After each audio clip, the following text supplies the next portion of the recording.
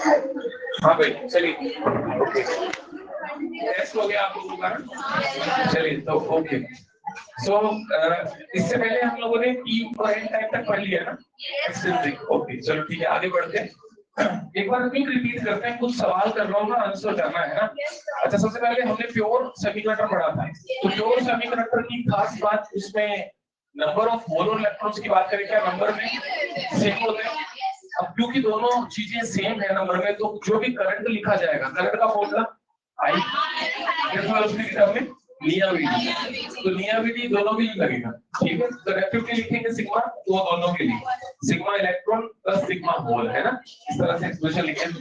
अच्छा मेन एक चीज सुनी थी हमने कि जो इलेक्ट्रॉन के साथ साथ होल भी कंट्रीब्यूट करता है कंडक्टिविटी में। जो फ्री चार्ज कैरियर्स है वो इलेक्ट्रॉन एंड होल्स है। ठीक है, अच्छा अब उसमें इलेक्ट्रॉन और होल में मोबिलिटी ज्यादा किसकी है?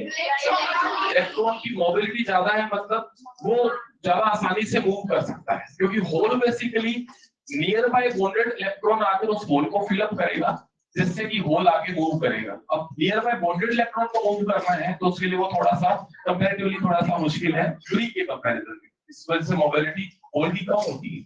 अच्छा इसमें क्वेश्चन आया हुआ नीट 2021 में, पी टाइप और एन टाइप का सेमीकंडक्टर हमने पढ़ लिया। पी टाइप कैसे बनता है? पी टाइप के लिए हमने डोपिंग करी थी, कौन से टाइप की डोपिंग? Trivalent doping. ट्राइवेलेंट मतलब इसमें एक इलेक्ट्रॉन पहले से कम है, तो मतलब इसके यहाँ से कि यार हमें टेट्रावेलेंट चाहिए लेकिन उसमें 3 ही इलेक्ट्रॉन है। अच्छा उससे क्या होगा फिर? हर एक एल्यूमिनियम, अच्छा एग्जांपल ट्राइवेलेंट के कौन कौन से? बोरोन, एल्यूमिनियम, गैलियम, इंडियम, ये 4 एग्जांपल ध्यान रखने हैं। ये ट्राइवेलेंट इंप्योरिटीज है, अगर इनको डोप करते हैं तो उससे क्या होगा? हर एक ट्राइवेलेंट इंप्योरिटी, इसको हम एक्सेप्टर इंप्योरिटी बोलते हैं, डोनर बोलते हैं एक्सेप्टर, क्योंकि ये इंप्योरिटी जब आती है तो पास वाले सिलिकॉन का बॉन्डेड इलेक्ट्रॉन लो ले लेती है, जिससे क्या होगा? उस एल्यूमिनियम पर चार्ज कैसा आएगा? अगर हम एल्यूमिनियम को मैंने इलेक्ट्रॉन लिया है तो चार्ज कैसा आएगा? नेगेटिव। तो एल्यूमिनियम जो आयन जो एटम है वो माइनस नेगेटिव आयन बन जाते हैं, और साथ में एक होल भी क्रिएट होता है। तो for each acceptor impurity there will be one hole. ठीक है, ये हो गया। अच्छा उसके बाद फिर एन टाइप की बात करें। अच्छा एन टाइप में क्या होता है? अच्छा ये पी टाइप में मेजॉरिटी चार्ज के केस में कौन सा रहेगा? होल्स, क्योंकि यहाँ होल्स मिल रहे हैं आपको, डोपिंग करने से मेनली होल मिल रहे हैं, इलेक्ट्रॉन नहीं मिल रहे हैं। अच्छा इसका क्या मतलब है? अगर मेरा पी टाइप का एक मटेरियल है तो सिर्फ उसमें होल होंगे, उसमें इलेक्ट्रॉन बिल्कुल नहीं होंगे। वो कहां से आ रहे हैं? वो कैसे आ रहे हैं? किसी भी सेमीकंडक्टर में कोई इलेक्ट्रॉन या होल होता है तो इलेक्ट्रॉन होल पेयर क्रिएट होता है, और वो कैसे क्रिएट होता है? बॉन्ड टूटने से। अरे एक बॉन्ड टूटेगा, अच्छा बॉन्ड जैसे टूटेगा एनर्जी से, यानी टेम्परेचर। अगर नॉर्मल रूम टेम्परेचर पर बात करें तो किसी भी सेमीकंडक्टर में कुछ इलेक्ट्रॉन और कुछ होल होते ही, ठीक है, जो कि बॉन्ड टूटने से बनते हैं। तो अगर पी टाइप का मटेरियल भी है तो उसमें मेजॉरिटी तो होल्स है, बिकॉज वो हमने डोपिंग करी, तो डोपिंग करने से क्रिएट हुआ। अच्छा ज्यादा डोपिंग करेंगे तो ज्यादा होल्स क्रिएट होंगे, ठीक है, लेकिन उसमें इलेक्ट्रॉन्स भी रहेंगे, उनको माइनॉरिटी बोल रहे हैं। ठीक है, ऐसे ही एन टाइप का मटेरियल जो था, एन टाइप मटेरियल कैसे बनता है? एन टाइप एक्सट्रीमली सेमीकंडक्टर कैसे बनता है? पेंटावैलेंट इंप्योरिटी ऐड करके। अब पेंटावैलेंट इंप्योरिटी का एग्जांपल है फास्फोरस, आर्सेनिक और एंटीमनी। ठीक है, याद रखेंगे ये पेंटावैलेंट इंप्योरिटी है, इसका मतलब एक इलेक्ट्रॉन इनके पास एक्स्ट्रा है। ये इलेक्ट्रॉन वो आसानी से डोनेट कर सकते हैं, बिकॉज़ वो काम का नहीं है, बॉन्डिंग के लिए 4 ही यूज होंगे सिलिकॉन की क्रिस्टल में। ठीक है, तो एक्स्ट्रा इलेक्ट्रॉन डोनेट कर देगा, इसका मतलब for each phosphorus we will get 1 electron. ठीक है, एक इलेक्ट्रॉन मिलने वाला है हमको हर एक एटम के पीछे, और ये जो एटम है फास्फोरस, इसको हम डोनर बोलेंगे या एक्सेप्टर बोलेंगे? ऑब्वियसली बात है, अगर ये इलेक्ट्रॉन दे रहा है तो हम इसे डोनर ही बोलेंगे। चलिए इसके बाद फिर इसमें मेजॉरिटी चार्ज के कौन हो गए? इलेक्ट्रॉन्स का नंबर ज्यादा है होल से। अच्छा क्या फिर से वही सवाल कर रहा हूँ, इसमें क्या होल होंगे या बिल्कुल नहीं होंगे? इनको हम क्या बोलेंगे? माइनॉरिटी बोलेंगे। ठीक है, माइनॉरिटी बोलेंगे, बट इलेक्ट्रॉन्स का number is very very greater than hole. तो अगर हमको करंट पूछा जाता है, हमको कंडक्टिविटी पूछी जाती है, हमें क्वेश्चन किया था, वो सिर्फ किसकी वजह से की जाएगी? इलेक्ट्रॉन। एन टाइप में इलेक्ट्रॉन की वजह से, पी टाइप में होल्स की वजह से। तो ये कुछ मेजर पॉइंट्स जो एन और पी के हमको पता है। ठीक है, अच्छा मैं दोबारा एक सवाल पूछता हूँ, एन टाइप का मटेरियल है इलेक्ट्रॉन उसने डोनेट कर दिया, फास्फोरस ने डोनेट कर दिया मतलब अपने से अलग कर दिया, तो क्या उस फास्फोरस पर कोई चार्ज आएगा? तो जो आपका डोनर एटम है ना, वो बेसिकली डोनर एटम नहीं रहा, वो डोनर आयन बन गया, एक आयन बन गया। अच्छा कैसा, प्लस या माइनस? तो ये बिल्कुल ध्यान रखिए, मटेरियल एन टाइप का है। अपना दिमाग ये हमेशा कहता है एन मतलब नेगेटिव, नेगेटिव मतलब होप, इलेक्ट्रॉन्स। सही है, सही है, लेकिन नेगेटिव इलेक्ट्रॉन्स है, चलने वाले लोग इलेक्ट्रॉन्स है, लेकिन जो नहीं चलने वाले कौन है? नहीं चलने वाले वो नहीं चलते क्या? नहीं चलने वाले पॉजिटिव आयन। ये जो इम्प्योरिटी आपने ड्रॉप करी है, इस पर भी तो चार्ज आया ना, लिखा था रिप्रेजेंटेशन पॉजिटिव। जो फास्फोरस है, जो इलेक्ट्रॉन देने से पॉजिटिव बन जाता है, कहा इमोबाइल, इमोबाइल आयंस जो कंडक्टिविटी में कंट्रीब्यूट नहीं करेंगे, लेकिन और कामों में कर सकते हैं, जो भी हम देखेंगे। अच्छा पी टाइप को देखिए, तो पी टाइप में मैंने क्या बोला, पी टाइप में आपका कौन है? एल्यूमिनियम, बोरोन, गैलियम, इंडियम, कोई भी ड्रॉप कर दिया, एल्यूमिनियम ड्रॉप किया, तो एल्यूमिनियम ने क्या किया? एक इलेक्ट्रॉन लिया है, अब एक इलेक्ट्रॉन लिया तो उसमें चार्ज किसका आ गया होगा? नेगेटिव। अच्छा जिससे लिया वहां पर क्या किया होगा? सो यहाँ पर ये वाली जो इम्प्योरिटी है, क्या इसका नाम? एक्सेप्टर इम्प्योरिटी बोल रहे हैं, एक्सेप्टर इम्प्योरिटी आयन। अच्छा एक वर्ड और जोड़ा था, immobile, immobile acceptor impurity ion है ना। इमोबाइल का मतलब जानते हैं, ये चलेगा नहीं है ना, ये तो बॉन्डेड है, इसका इलेक्ट्रॉन लिया, इसमें इस पर माइनस चार्ज आ गया और साथ में क्या फील हुआ? अब हमको ये पता होना चाहिए था, क्योंकि हम जो टॉपिक पढ़ रहे हैं अब आगे वो इसी पर बेस्ड है। मैं दोबारा से बता आपको, रिप्रेजेंटेशन ऑफ दिस इज, चलो मैं ढंग से बताता हूँ। हम बात करेंगे एन टाइप। एन टाइप में आप क्या करते हैं? पेंटावैलेंट डोप कर रहे हैं, पेंटावैलेंट डोप करेंगे तो हर पेंटावैलेंट एटम आपका एक इलेक्ट्रॉन डोनेट कर देगा, जिससे उस पर चार्ज कैसा आएगा? यानी ये इमोबाइल आयंस, ठीक है, और for each immobile ion you will get one electron, ठीक है। ये किसका रिप्रेजेंटेशन हुआ? N type. और इसी तरह से पी टाइप में, पी टाइप में आप क्या बोल रहे हैं? एल्यूमिनियम आ रहा है, एल्यूमिनियम इलेक्ट्रॉन ले रहा है, इसलिए उस पर चार्ज कैसा हुआ? नेगेटिव। बहुत सिंपल सी बात है। ऐसा और इलेक्ट्रॉन लिया है तो जिसको लिया ना, बॉन्ड तोड़ कर लिया है, तो इसलिए एक एक होल भी क्रिएट हो। ये किसका रिप्रेजेंटेशन हुआ? अब हम आगे बढ़ रहे हैं। अब जो है हम पढ़ रहे हैं, सिर्फ इन दोनों क्रिस्टल का हमको कोई इस्तेमाल नहीं है। हम इन दोनों क्रिस्टल्स को, इनको नाम के देते हैं ओवरऑल कैटेगरीज एक्सट्रिंसिक, याद है?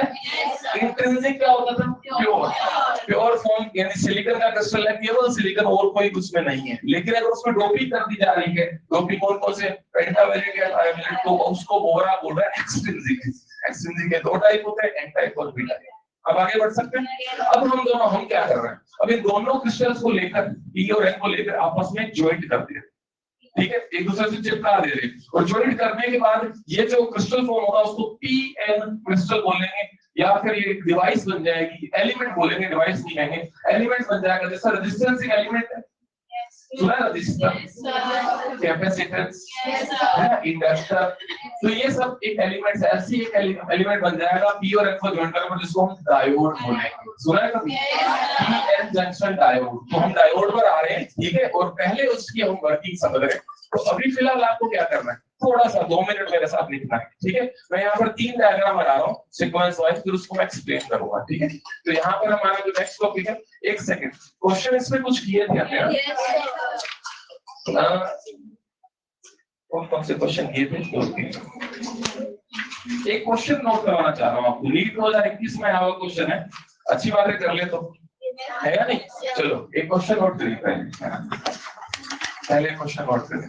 नीट 2021 में आया है और बड़ा आसान सा क्वेश्चन है। आप देखिए जो क्वेश्चन जिन चीजों पे अपन बात करते हैं, नीचे घूम के सवाल आता है, बस दिक्कत है कि हमको याद नहीं रखते हैं, तो अगर याद रखें तो सारे सवाल हो जाएंगे। चलिए देखिए question, if two pure crystal, two pure semiconductor crystal, two pure semiconductor crystals of same dimensions, of same dimensions, of same dimensions are doped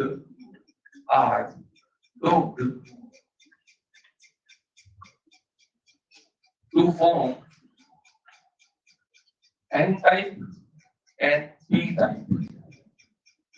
N type and P type with same doping concentration.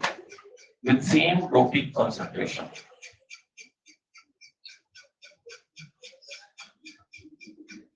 After applying same voltage, after applying same voltage,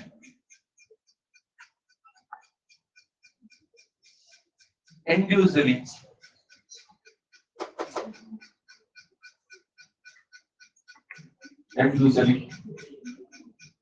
which crystal will have more current? Which crystal will have more current? कितना जल्दी answer आ गया? तो मैंने ये जो language दिखाई है, ये आप सुनते हो कि इसमें शायद आपको जब देखोगे क्वेश्चन हो सकता है इंटरनली डिफरेंट लैंग्वेज मिले, क्योंकि मेरे को क्वेश्चन रटा तो नहीं हुआ लैंग्वेज वाइज, लेकिन वो पूछ ही रहा है, बिल्कुल यही चीज बोल रहा है। अच्छा बताइए क्या आंसर आ रहा है? इतना सुस्त टॉपिक पे बोल रहा है, कॉन्फिडेंस नहीं है क्या? अच्छा मेरे क्या कर रहे हैं, मेरे पास 2 प्योर क्रिस्टल है, मैं मेरी जो लैंग्वेज के हिसाब से मैं समझ रहा हूँ, 2 प्योर क्रिस्टल है, डायमेंशन सेम है। अच्छा दोनों में डोपिंग करी तो एक क्या बन गया, एक क्या बन गया, दोनों में वोल्टेज सेम लगाई, मतलब सब कुछ सेम है, एवरीथिंग इज सेम, क्या फर्क है? मतलब एक एम है और एक पी है, और एम में कौन है, चार्ज एरिया, पी में कौन है, लेकिन करंट का डोपिंग सेम है, कंसंट्रेशन सेम है, जितने इलेक्ट्रॉन है उसको उतने यहाँ हो रहे हैं।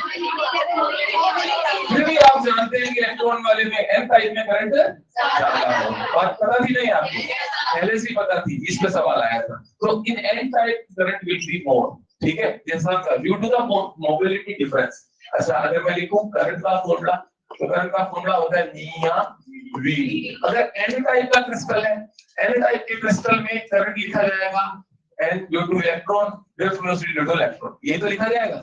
अच्छा या फिर तो करंट का बेसिक फॉर्मूला लिखे निया वी, उसमें करंट किस किस चीज पर डिपेंड कर रहा है, चार्ज कांस्टेंट, कैरियर्स की कंसंट्रेशन पर। अच्छा क्या ये दोनों क्रिस्टल में सेम है? एन टाइप में जितने इलेक्ट्रॉन्स हैं उतने पी टाइप में, ये कैसे कहीं लिखा हुआ है ना, ये same concentration, electron charge same, area same. V D का एक्सप्रेशन बनाना है तुमको, म्यू इलेक्ट्रिक फील्ड भी सेम, क्योंकि दोनों पे वोल्टेज सेम लगाया है तो भी सेम आएगा। अच्छा म्यू का फर्क है, क्या करंट म्यू पर डिपेंड कर रहा है?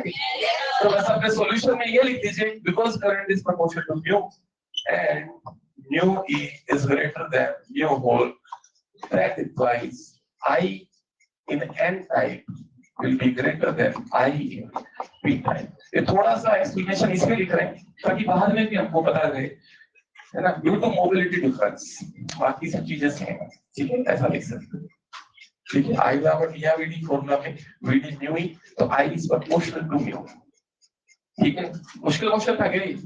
और देखो ये क्वेश्चन आया हुआ है, ठीक है, 21 में ही आया हुआ है। ठीक, आगे बढ़ रहे हैं, अब हम आगे लिखते हैं, एक क्वेश्चन कर लिया, अब आगे बढ़ते हैं, कर लिया ना आपने, लिखिए। चलिए तो पी और एन जंक्शन की बात करते हैं, पी एन जंक्शन सब लोग लिखिए साथ में, ठीक है, पी एन जंक्शन, ठीक है, अनबायस्ड। तो आप 2 मिनट लिखिए ताकि मैं फिर आपको समझा सकूं ना फ्लो के साथ। अनबायस्ड, अनबायस्ड मतलब विदाउट बैटिंग, ठीक है।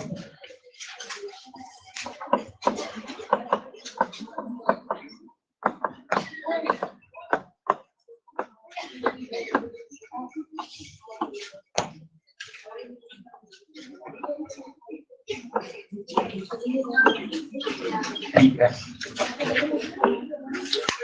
पी का रिप्रेजेंटेशन मैं आप देख लो, कंफर्म कर देना सही है ना। पी में इमोबाइल आयंस में से होते हैं नेगेटिव,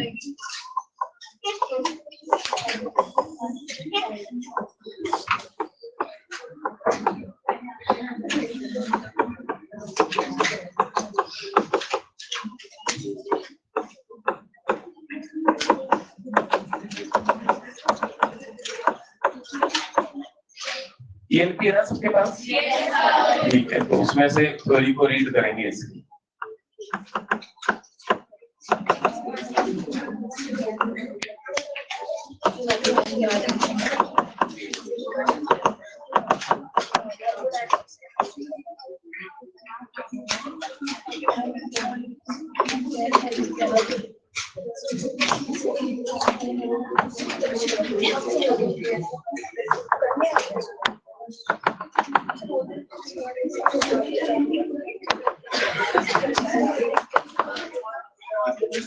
क्या होगा देखो बनाओ साथ साथ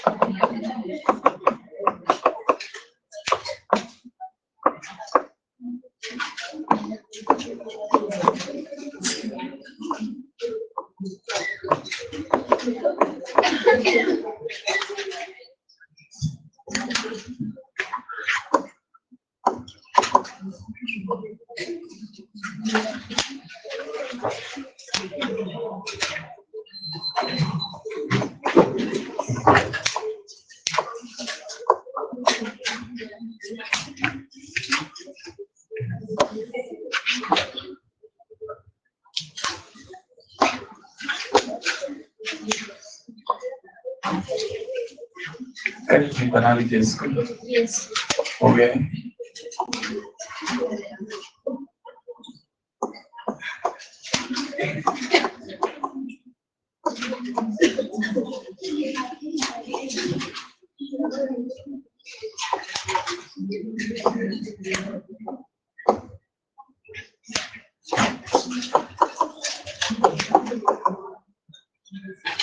P and Dirichlet formation ठीक है in unbiased state unbiased का मतलब कोई बैटरी नहीं लगाई गई ठीक है चलिए कर लीजिए इसको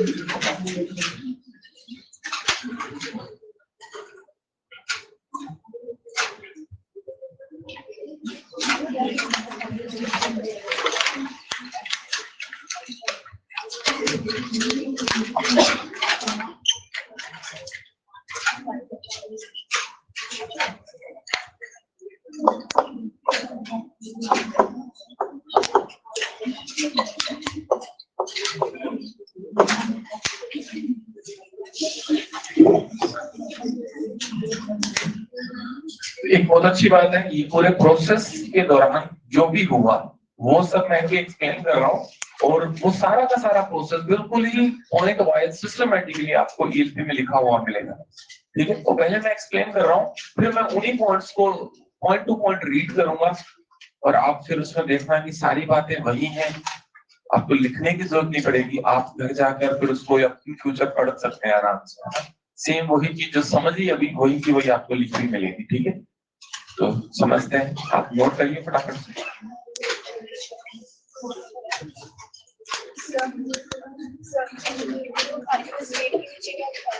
फाइनल स्टेट के नीचे ये बैटरी बना है, बैटरी का सिंबल बना है, एक इक्विवेलेंट करके 3 लाइनें लगा ये है ना, इक्विवेलेंसी का सिंबल लगाकर बैटरी बनाएगा। ठीक है, अभी एक्सप्लेन करूंगा ये चीज क्या है ना।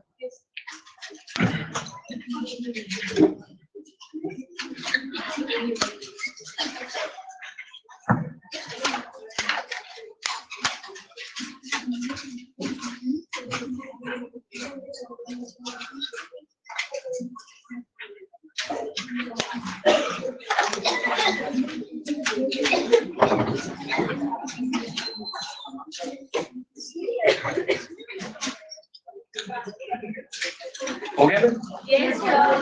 चलिए, तो कोई बात नहीं, करते रहिए अभी, और साथ साथ समझ भी लीजिए, है ना। अच्छा, क्या कर रहे हैं हम, देखिए सब लोग ध्यान दीजिए, है ना। पी और एन दोनों क्रिस्टल को क्या कर रहे हैं, ज्वाइंट कर रहे हैं। अच्छा, मैंने पी लिया और एन लिया, दोनों को ज्वाइंट कर दिया, थ्योरेटिकली लेवल ऐसे ही कर समझते हैं इसको। अच्छा, जैसे ही ज्वाइंट किया तो मैं आपको बताऊं कि हमें जो डायोड बोल रहे हैं जिस चीज को, वो ये स्टेट नहीं, डायोड जो होता है उसमें आपको फाइनली ये स्टेट मिलती है। ठीक है, मतलब ये आपका डायोड कहा जा सकता है, लेकिन इससे इस स्टेट में आने में एक बिल्कुल समझ लीजिए माइक्रो सेकंड का वक्त लगेगा। हम उस माइक्रो सेकंड के वक्त के दौरान क्या क्या हुआ वो यहाँ समझ रहे हैं। ठीक है, तो कभी भी आपको पूछे कि डायोड या कोई इसमें करंट्स वगैरह की बातें कर रहे हैं तो सर इसमें ये हो जाएगा वो हो जाएगा, ये कुछ होना जो भी होना है ये फॉर्मेशन के दौरान हो गया। ठीक है, और विद इन माइक्रो सेकंड हो गया, हमें यही स्टेट मिल रही है, यही हमारा डायोड कहा जाएगा। ठीक है, अच्छा चलो फिर भी अब देखते हैं, अगर मैं पी और एन को ज्वाइंट करूंगा, ज्वाइंट करते क्या होगा उसके दौरान, मतलब ये से ये स्टेट मिलेगी कैसे, इसको समझ रहे हैं। ठीक है, चलिए, तो मैंने पी लिया और एन लिया, अब यहाँ पर क्या होगा समझिए। पी टाइप में, पी रीजन में क्या है, जो मेजॉरिटी चार्ज कैरियर्स है वो कौन है, पी में होल्स, एन में इलेक्ट्रॉन। अब क्या होता है, पी रीजन में बहुत सारे होल्स हैं, एन में एक तरह से होल्स नहीं है, बिल्कुल नहीं है, क्योंकि होल्स का नंबर तो यहाँ ज्यादा है। तो यहाँ पर इस जंक्शन पे ये जो लाइन है, जो सेंटर लाइन है, इसी को तो हम पी एन जंक्शन बोलेंगे ना, बाउंड्री, बाउंड्री लाइन तो ये है ना। तो यहाँ पर इस बाउंड्री के एक तरफ तो होल बहुत ज्यादा है, दूसरी तरफ बिल्कुल नहीं है, तो यहाँ पर होल का कॉन्सेंट्रेशन डिफरेंस है, बोला है या नहीं। पी और से एन की तरफ जा रहे हैं तो होल का कॉन्सेंट्रेशन डिफरेंस है। ठीक उसी तरह से एन में इलेक्ट्रॉन बहुत ज्यादा है, पी में इलेक्ट्रॉन्स नहीं है, तो एन से पी में आएंगे तो इलेक्ट्रॉन का कॉन्सेंट्रेशन डिफरेंस है। और जब भी कॉन्सेंट्रेशन का डिफरेंस होता है तो चीजें हाई कंसेंट्रेशन से लो कंसेंट्रेशन की तरफ मूव करती है। तो यहाँ पर पी रीजन के जो होल्स हैं वो पी से एन की तरफ मूव करना शुरू कर देंगे, इस मूवमेंट को हम बोलते हैं डिफ्यूजन। तो जो डिफ्यूजन प्रोसेस होता है उसमें क्या होता है, जो आपका होल है वो कहां से कहां जाएगा, होल पी से एन जाएगा, पी से एन जाएगा, और इलेक्ट्रॉन कहां से कहां जाएगा, एन से पी। अब आप एक बात समझिए, जब भी कोई चार्ज कैरियर जंक्शन को क्रॉस करता है, इसका मतलब वहां पर कुछ करंट फॉर्मेशन हो रही है। अब करंट की डायरेक्शन हम समझते हैं, अगर एक होल पी से एन की तरफ जा रहा है तो बता सकते हैं करंट किधर होगा, उसकी वजह से बनने वाला करंट किधर होगा, पी से एन नहीं होगा, क्योंकि करंट की डायरेक्शन पॉजिटिव चार्ज की डायरेक्शन नहीं होती। अच्छा, इलेक्ट्रॉन अगर एन से पी जा रहा है तो उसका करंट किधर होगा, उसका भी पी से एन ही होगा, इलेक्ट्रॉन के फ्लो के अपोजिट। इसका मतलब मुझे दोनों को एक साथ देखने की जरूरत नहीं, मैं एक चीज को देखता चलूं, किसको देख रहा हूं मैं, सिर्फ होल को। अच्छा, ये जो एक चीज है ये कौन है, ये मेजॉरिटी चार्ज कैरियर है, समझ, ये वाले जो चार्ज कैरियर है कौन से, तो मेजॉरिटी चार्ज कैरियर्स का यहाँ मूवमेंट शुरू होगा स्टार्टिंग में। ठीक है, और स्टार्टिंग में इनका मूवमेंट शुरू होगा तो करंट का डायरेक्शन आप क्या बता रहे हैं, पी से एन की तरफ बता रहे हैं, इस करंट को हम क्या बोलते हैं, हाई डिफ्यूजन करंट बोलते हैं। और मैंने क्या लिखा है, this is maximum initially, it means joint करते ही स्टार्टिंग में ये फ्लो होगा और कोई चीज नहीं। अब आगे सुनिए नेक्स्ट स्टेप क्या होगा, जैसे ये करंट फ्लो होगा, होल पी से एन जाएंगे, इलेक्ट्रॉन एन से पी आएंगे, तो दोनों तरफ से ये होल और इलेक्ट्रॉन आ रहे हैं। ठीक है, इधर से आ रहा है होल हीरो, इधर से आ रहा है इलेक्ट्रॉन हीरोइन, बीच में क्या होगा, जंक्शन पे क्या होगा, मिलर होगा ना। तो यही कुछ कुछ लोगों का हो जाता है, कुछ का नहीं भी होता है। तो वही है, बहुत सारे होल और इलेक्ट्रॉन इधर से आएंगे और उनमें से कुछ इलेक्ट्रॉन और कुछ होल आपस में क्या हो जाएंगे, रिकम्बाइन, इसको रिकॉम्बिनेशन बोलते हैं। अभी ये रिकॉम्बिनेशन में क्या होगा, एक इलेक्ट्रॉन एक होल के अंदर अगर चला गया तो क्या हो गया, इलेक्ट्रॉन नेगेटिव चार्ज है, होल पॉजिटिव चार्ज है, दोनों आपस में मिल गए तो न्यूट्रलाइज हो गए ना, न्यूट्रलाइज हो जाता है। या आप कहें कि इलेक्ट्रॉन होल बनता कैसे था, बॉन्ड टूटने से बनता था। अब इलेक्ट्रॉन जब होल में चला गया तो बॉन्ड वापस फॉर्म हो गया, न्यूट्रलाइज, सब खत्म हो गया, वैनिश होगी दोनों चीजें। तो यहाँ पर यही होगा, कुछ इलेक्ट्रॉन और कुछ होल आपस में रिकम्बाइन होकर एक दूसरे को खत्म कर देंगे, डिस्ट्रॉय कर देंगे, आप कह सकते हैं। ठीक है, अच्छा ये बात, कौन से वाले इलेक्ट्रॉन होल फर्स्टली रिकम्बाइन होंगे, जंक्शन के आसपास वाले। तो आप देखिए इस डायग्राम में फर्क क्या चीज का है, किस चीज का फर्क है, ये देखो, ये इस पर्टिकुलर रीजन, ये ब्लू लाइन से मैंने इस रीजन को मार्क किया, इस पर्टिकुलर रीजन में कौन एब्सेंट हो गया, कोई एब्सेंट हो गया ना, मूविंग चार्ज कैरियर्स यानी इलेक्ट्रॉन और होल एब्सेंट हो चुके हैं, क्योंकि उनका आपस में क्या हो गया, रिकॉम्बिनेशन। और केवल क्या बचा है, ये कौन है, पेरेंट न्यूक्लियस उनके आयंस, इमोबाइल आयंस बचे क्या। अच्छा मतलब इस तरफ का रीजन में यहाँ पर क्या आ गया, पॉजिटिव आयंस, और इधर क्या आ गया। अब तुमसे एक सवाल पूछता हूँ, अगर ये क्रिएट हुआ तो क्या यहाँ पर एन साइड का, एन रीजन का पोटेंशियल और पी रीजन का पोटेंशियल सेम होगा या कुछ अंतर आएगा, अंतर आएगा, क्यों, एन साइड पे पॉजिटिव आयन दिखने लगे ना, तो यहाँ का एन साइड का पोटेंशियल क्या होगा, हाई या लो, हाई होगा, और पी साइड का पोटेंशियल क्या हो जाएगा, लो। तो एक तरह से ये जो पर्टिकुलर रीजन है, इसमें एक पोटेंशियल डिफरेंस क्रिएट हो जाएगा, होना शुरू हो जाएगा। अब अगर एन साइड अगर हाई है और बी साइड अगर लो है, तो क्या यहाँ इलेक्ट्रिक फील्ड भी तो होगा, जहां पर भी पोटेंशियल डिफरेंस होता है वहां पर इलेक्ट्रिक फील्ड भी होता है। तो यहाँ पर हाई से लो, इलेक्ट्रिक फील्ड डायरेक्शन बताई थी, इलेक्ट्रिक फील्ड किधर से शुरू होता है, हाई से लो की तरफ एक इलेक्ट्रिक फील्ड बनना शुरू हो जाएगा। अच्छा ये इलेक्ट्रिक फील्ड क्यों बना, इलेक्ट्रॉन्स और होल के रिकॉम्बिनेशन। अच्छा शुरू में आई डिफ्यूजन ज्यादा था, जो चलने शुरू हुए इलेक्ट्रॉन और होल मेजॉरिटी के चलने शुरू हुए, रिकम्बाइन हुए, रिकम्बाइन होने से ये रीजन क्रिएट हुआ। और ये जो पर्टिकुलर रीजन है, इस रीजन का नाम सुन लीजिए, इस रीजन में क्योंकि मूविंग चार्ज के लिए एब्सेंट हो चुके हैं, इस रीजन का नाम होता है depletion region. Depletion word use किया जाता है कमी होने के लिए, कमी हो जाना के लिए डिप्लेशन यूज करते हैं। तो डिप्लेशन, यहाँ कमी किसकी हो गई है, मूविंग चार्ज कैरियर। तो यहाँ पर एक इलेक्ट्रिक फील्ड बनना शुरू हो जाएगा, किधर से किधर, एन से पी। अब मैं आपसे एक सवाल पूछता हूँ, मुझे बताना, ये अभी भी होल का मूवमेंट इधर से इधर होना, इलेक्ट्रॉन का इधर से इधर होना जारी है।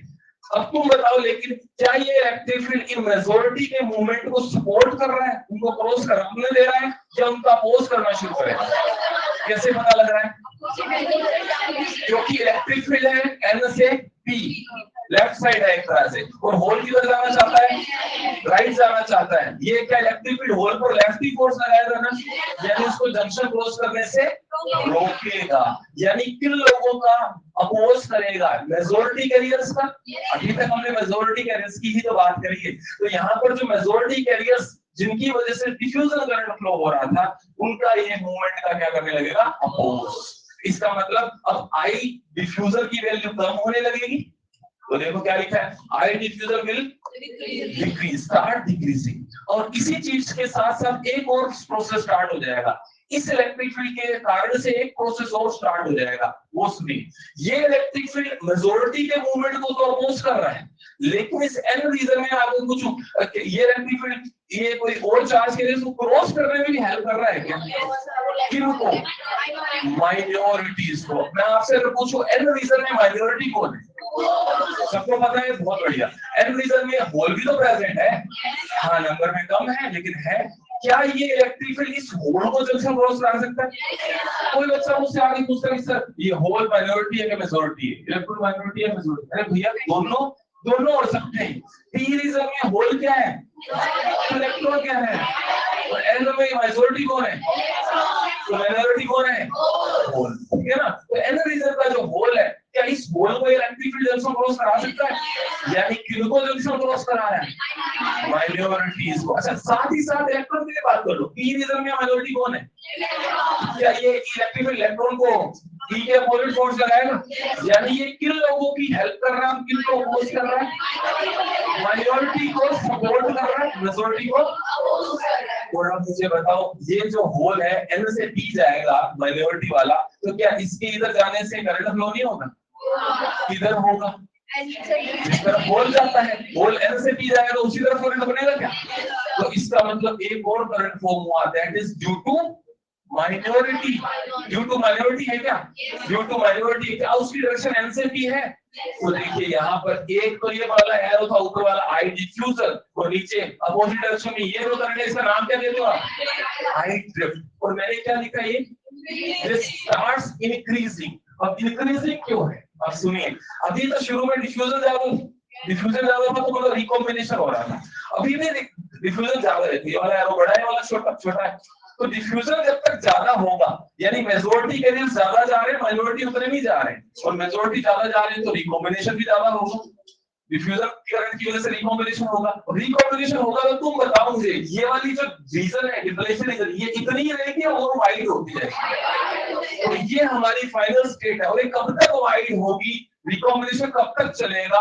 जब तक कि डिफ्यूजन करंट और ड्रिफ्ट करंट आपस में क्या नहीं हो जाते, बराबर नहीं हो जाते। तो यहाँ फाइनल स्टेट में आप देखो क्या हुआ है, ये रिप्लेशन लेयर और वाइड होगी। ये कौन सा रीजन? पर्टिकुलर वो रीजन जिसके अंदर चार्ज कैरियर एब्सेंट, और इस पर्टिकुलर इस फाइनल स्टेट में आपको एक इलेक्ट्रिक फील्ड यहाँ पर मिल रहा है। ठीक है, ये इलेक्ट्रिक फील्ड की वजह से कौन सा करंट फ्लो हो रहा था? Drift current. और जो डिफ्यूजन करंट किसकी वजह से फ्लो हो रहा था? Concentration difference. आप लोगों को दो बातें ध्यान में रखनी, प्रोसेस लंबा सा हो गया ना काफी, तो मैं आपको पॉइंट टू पॉइंट दोबारा बताता हूँ। पहला पॉइंट क्या था? Diffusion current. उसके लिए दो बातें आपको दिमाग में रखनी। डिफ्यूजन करंट बनने का कारण क्या होता है, कॉज क्या है, किस वजह से डिफ्यूजन का होना शुरू हुआ? डिफ्यूजन क्यों हुआ? कॉन्सेंट्रेशन डिफरेंस की वजह से। बोलो नहीं होगा क्या? तो अपने आपको बताओ कि डिफ्यूजन करंट होता है वो कॉन्सेंट्रेशन डिफरेंस की वजह से होता है। अच्छा, दूसरी बात, डिफ्यूजन करंट कौन से चार्ज के लिए करवाते हैं? मेजॉरिटी। ये दो बातें, और तीसरी चीज और ध्यान रखो, डायरेक्शन हमेशा किधर से किधर होती है? पी से एन होती है। इतनी तीन बातें होगी इसकी। ऐसी दो या तीन बातें बात करते हैं ड्रिफ्ट करंट की। तो ड्रिफ्ट करंट जो फ्लो हो रहा है वो कौन करवा रहा है? अच्छा, माइनॉरिटी करा रहा है। तो कॉज क्या है, किसकी वजह से माइनॉरिटी फ्लो हुए? जंक्शन पर प्रेजेंट इलेक्ट्रिक फील्ड की वजह से है या नहीं? यस, तो जंक्शन पर ये प्रेजेंट इलेक्ट्रिक फील्ड है, इसकी वजह से माइनॉरिटी मूव करे, जो ड्रिफ्ट करंट फॉर्म कर रहे हैं। तो ये दो पॉइंट इसके हो गए। ठीक है, और शुरू में क्या था? डिफ्यूजन ज्यादा था, ड्रिफ्ट जीरो था। देखो ये स्टेट, शुरू में डिफ्यूजन था 100 और ड्रिफ्ट था 0। धीरे धीरे क्या होगा? डिफ्यूजन कम होने लगा 100 to 80, ड्रिफ्ट क्या हुआ 0 to 20। डिफ्यूजन फिर बाद में क्या हुआ 80 to 70, ड्रिफ्ट क्या होगा 20 to 30, फिर क्या होगा डिफ्यूजन होगा 70 से 50 और ड्रिफ्ट क्या होगा 30 to 50। अब जब दोनों बराबर होंगे इसका मतलब क्या हुआ कि जितने मेजॉरिटी होल पी से एन जा रहे हैं उतने ही माइनॉरिटी होल्स भी एन से पी जा रहे हैं, या यूं कह लें दोनों तरफ का करंट बराबर हो गया। इस फाइनल स्टेट में एक चीज मैंने बनाई, इस फाइनल स्टेट में आपके यहाँ नीचे बना सकते हो, ये दो तरह के करंट्स थे, दो कौन कौन से? आई डिफ्यूजन और आई ड्रिफ्ट। ये दोनों इस स्टेट में क्या हो जाएंगे? इक्वल हो जाएंगे। So I diffusion equals to I drift. अब तुम मुझे बताना जरा एक बात, ये दोनों करंट बराबर हो गए, मतलब जितना करंट पी से एन उतना ही एन से पी। इसका मतलब जंक्शन के थ्रू नेट करंट कितना पास हो रहा है? नेट करंट कितना हुआ?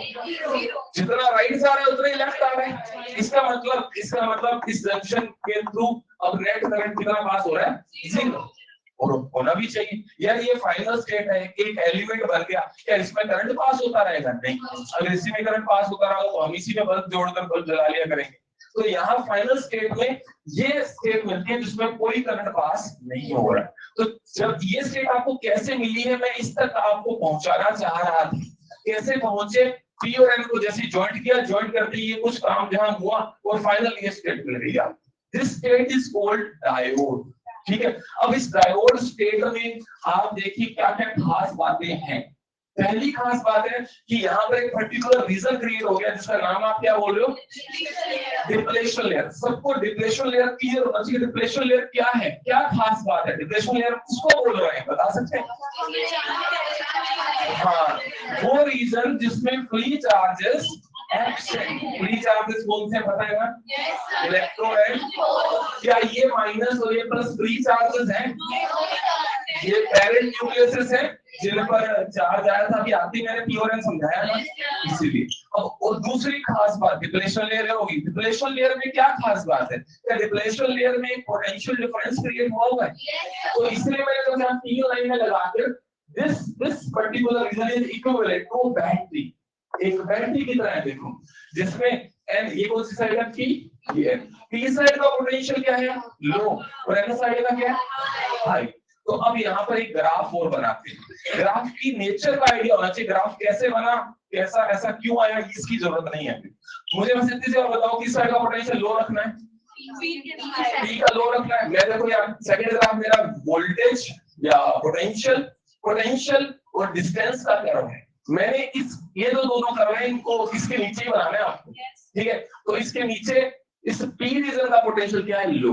और धीरे धीरे जैसे पी से एन की तरफ जा रहे हैं पोटेंशियल क्या हो रहा है बता सकते हैं? बढ़ रहा है कि नहीं बढ़ रहा? तो पी से एन की तरफ गए, ये पोटेंशियल बढ़ा और फिर फिक्स हो गया।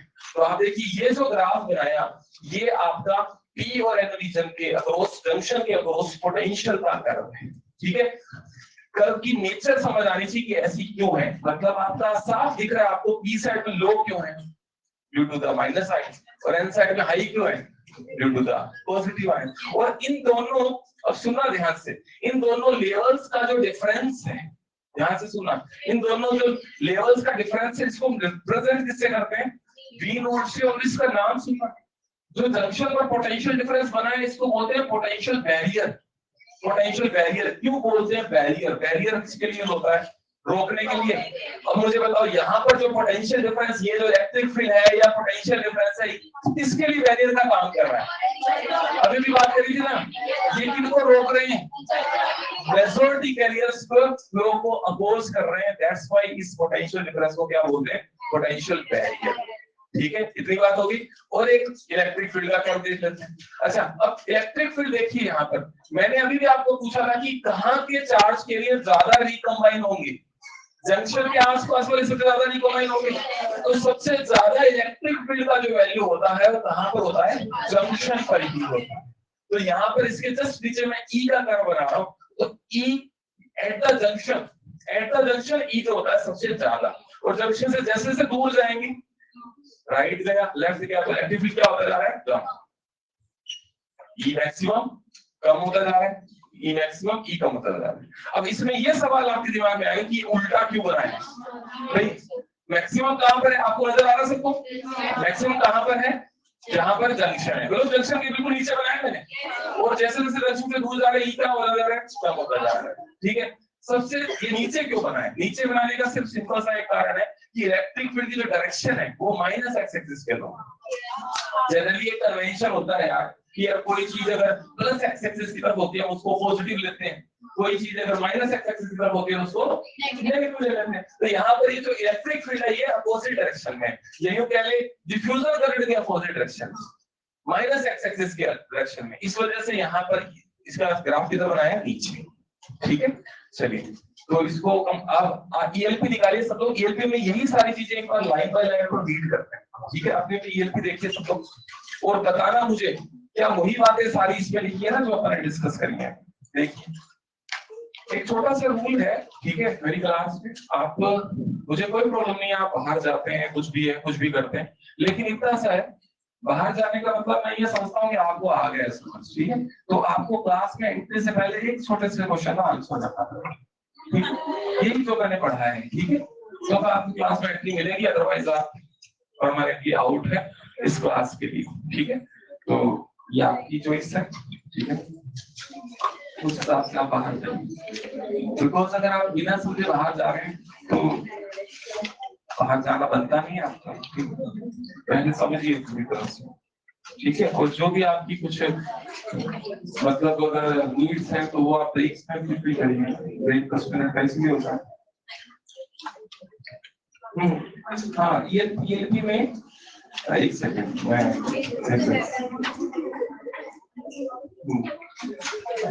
निकाल लेता हूँ। पेज नंबर 7 देखिए सब लोग देख रहे हैं। मैं लाइन बाय लाइन खुद रीड कर रहा हूँ और मुझे बस एश्योर करना कि हाँ ये सही बात है, वही सारी बातें हैं। पहला पॉइंट देखिए क्या लिखा हुआ है। First point, after the PN junction diode is formed, उसके नीचे पढ़ रहा हूँ मैं, देखो पहला point, due to difference in concentration of charge carriers hole diffusers from P to N and electron diffuser from N to P which causes diffusion current from P to N। ये सही बात हो गया पहला पॉइंट।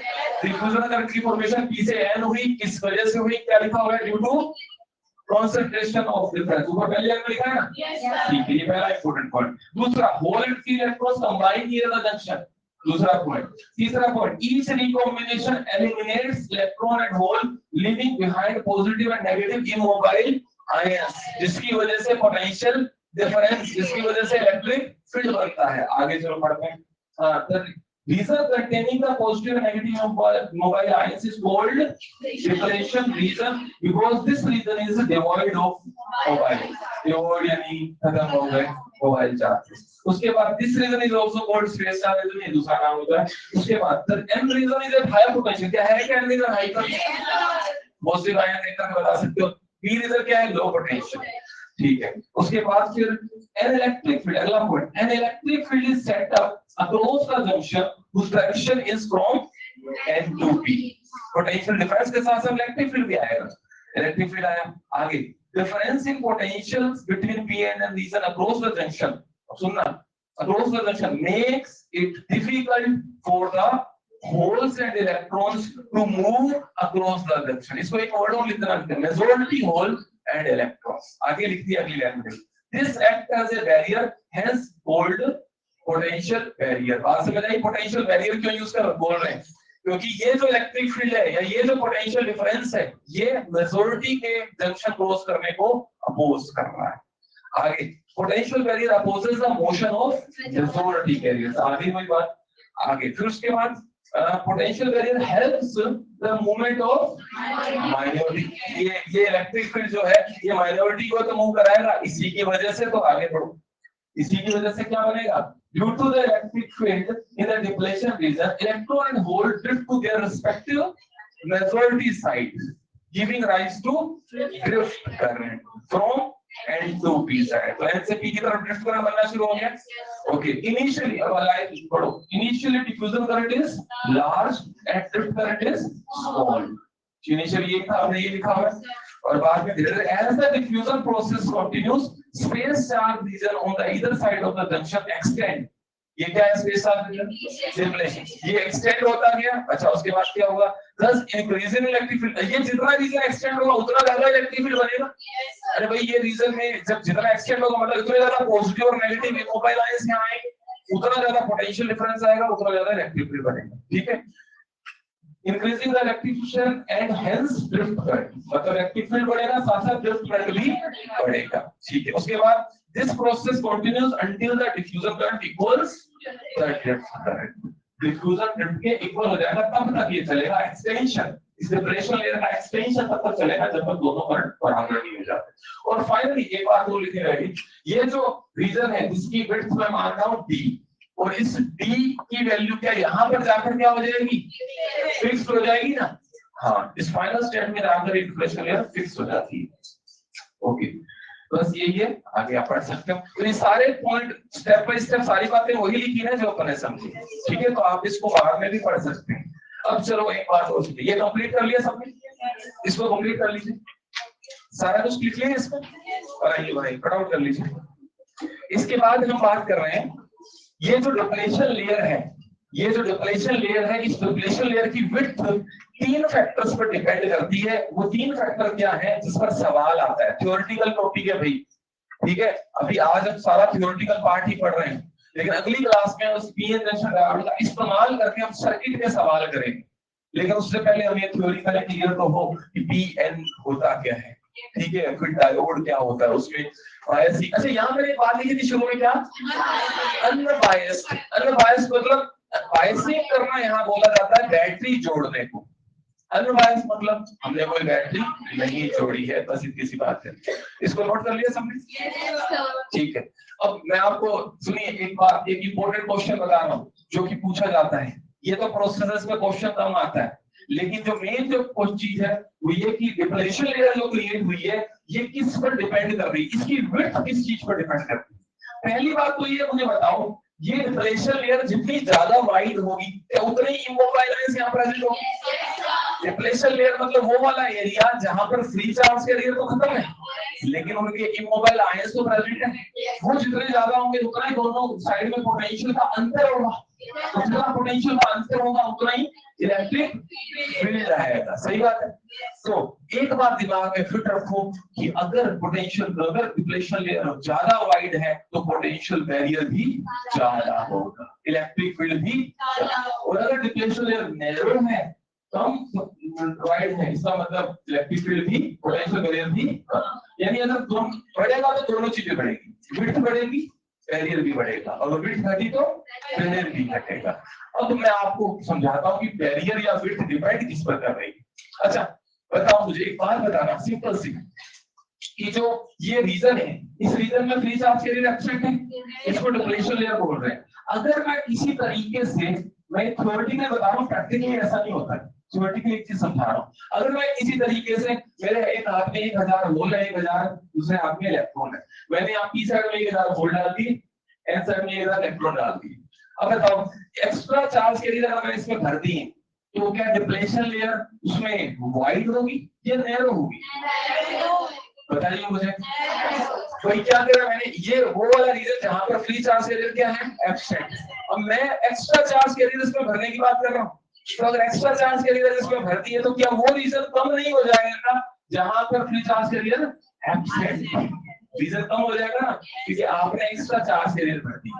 तो यही logic है depletion layer की विड्थ को डिसाइड करने का।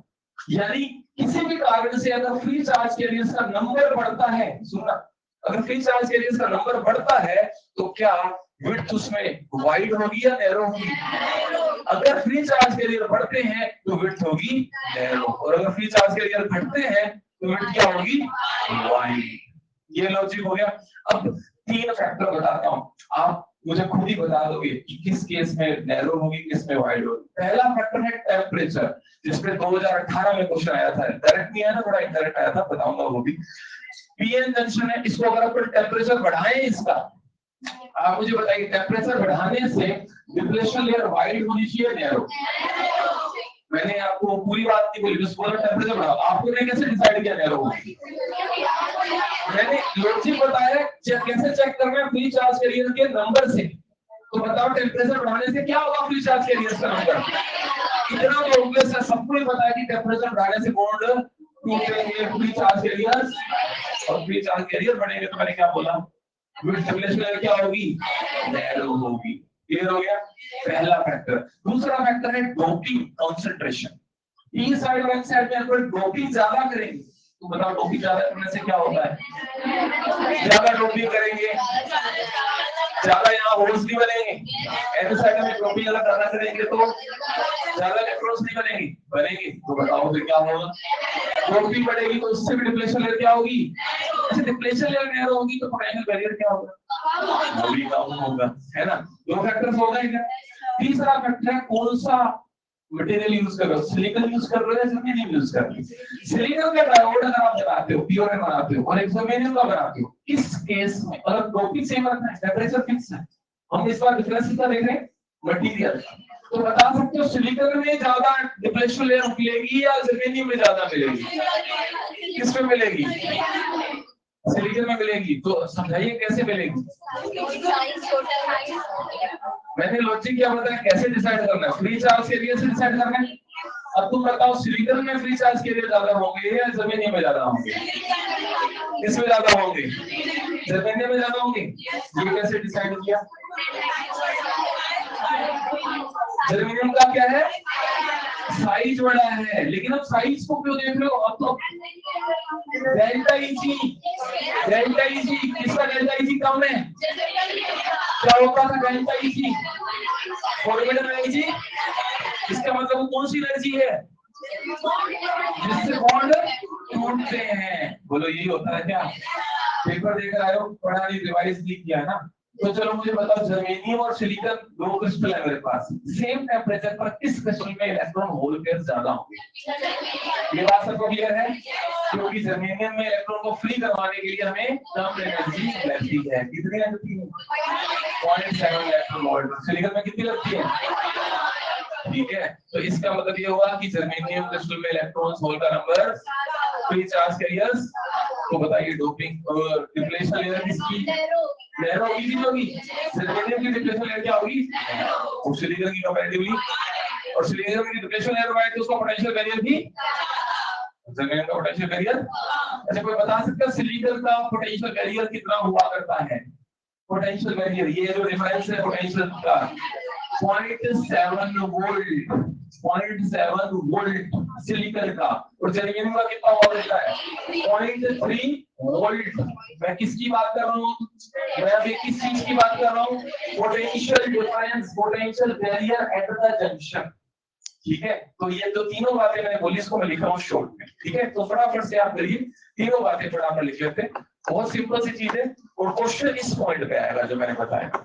So your heading is dependency, dependency of width और बैरियर। विड्थ कह लो चाहे बैरियर कह लो, पोटेंशियल बैरियर। ठीक है, फर्स्ट, तो फर्स्ट पॉइंट है टेम्परेचर। ठीक है, तो टेम्परेचर पर आपने अभी बात करी है कि अगर इंक्रीज होगा, यहाँ साइड में लॉजिक लिखते हैं पहले, इस लॉजिक से हम बातें चेक कर रहे हैं, किस लॉजिक से चेक की जा रही है? हाँ इधर लिख देते हैं, if free charge carriers increases with decreases। इसी लॉजिक के आधार पर हम तीनों पॉइंट्स को डिस्क्राइब कर रहे हैं। इसी लॉजिक के आधार पर if the free charge carrier increases then width will decrease, if the free charge carrier decreases width will increase। इसका एग्जांपल भी बताता हूँ। डोपिंग वाला बोला ना, डोपिंग बढ़ाने पर width क्या होती है? नैरो होती है क्या? कम हो जाती है। एग्जांपल है जीनर डायोड, नाम सुना कभी? जीनर डायोड पढ़ेंगे आगे। जीनर डायोड में नॉर्मल डायोड के कंपैरिजन में ज्यादा डोपिंग की जाती है। ये अगर किसी ने नहीं पढ़ा होगा तो मैं ऐसा मत सोचिए कि मैं वहां नहीं बताऊंगा, वहां से बताऊंगा।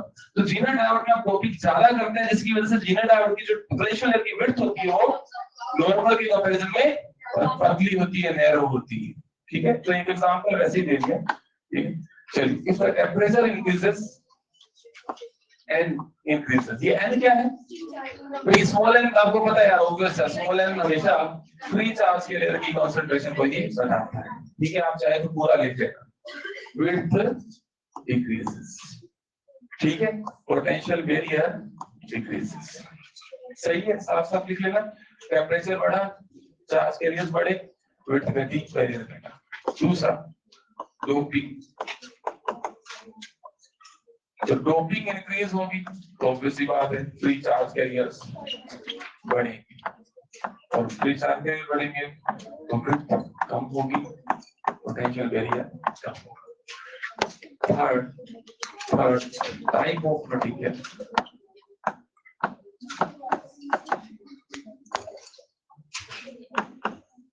For silicon width high, potential barrier 0.7 for germanium,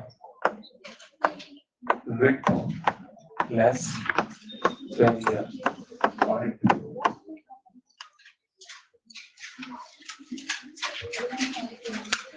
तो कर लीजिए ये तीन पॉइंट्स और लॉजिक साइड में लिख लेना। इस लॉजिक के हिसाब से तीनों को हमने गवर्न किया, चेक किया विड्थ कैसे।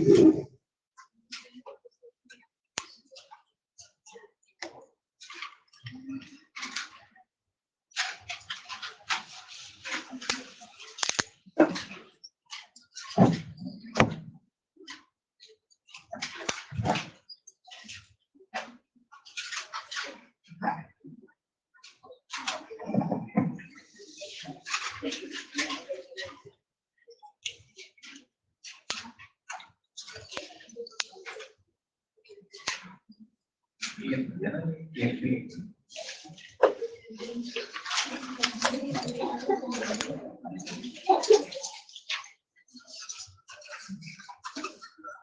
अच्छा, आपका टेस्ट था इसलिए आज तो हमने डिस्कस नहीं किया। नेक्स्ट क्लास कल जो है हम पहले 38 क्वेश्चन बोल के गया था, आज आपको कर लेने हैं वो, अगर नहीं भी किया हो आपने तो कल हम डिस्कस करेंगे इन द क्लास। ठीक है, पहले 38 थ्योरेटिकल क्वेश्चन है, नोट्स को 2 बार पढ़ने के बाद आप 38 क्वेश्चन स्कोर करना हो जाएंगे सर। करिए भाई, इसको करिए फटाफट। लिख लिया? जल्दी से नोट कर लीजिए इसको। और अगर आपको इसमें या पिछले प्रोसेस में किसी भी पॉइंट में अगर कुछ बात पूछनी है तो पूछ सकते हैं। पीएन जंक्शन फॉर्मेशन, इसमें अगर आपको मैंने एक लॉजिक बताया कि इस लॉजिक के आधार पर हम चीजों को चेक करते हैं। टाइप ऑफ सेमीकंडक्टर वाला, टाइप ऑफ मटेरियल वाला पॉइंट क्लियर होना चाहिए कि जर्मेनियम जो है उसमें फिक्स टेम्परेचर की बात कर रहे हैं, number of electron and hole ज्यादा होते हैं एज कंपेयर टू सिलिकॉन, क्योंकि जर्मेनियम में साइज बड़ा है, जैसा आप बोलते हो उसका एटम साइज बड़ा है तो उसके इलेक्ट्रॉन को फ्री करवा पाना आसान है। और उसी चीज को हम फिजिक्स में डेल्टा ईजी करके बोल देते हैं कि डेल्टा ईजी वो एनर्जी है जो कि इलेक्ट्रॉन को फ्री करने के लिए चाहिए। तो दोनों एक ही बातें हैं। हाँ, एक ही बात है, डिप्लेशन रीजन या डिप्लेशन लेयर, वो तो एक ही बात है। मतलब वो वाला सारा एरिया, वो जगह, ये जो सारी जगह है ये वाली, इस जगह को क्या बोल रहे हैं? Depletion layer. नहीं, वो मतलब पूरा का पूरा जो रीजन है, ये सारा का सारा रीजन डिप्लेशन लेयर है, जहां पर फ्री चार्ज कैरियर एब्सेंट है। क्लियर है?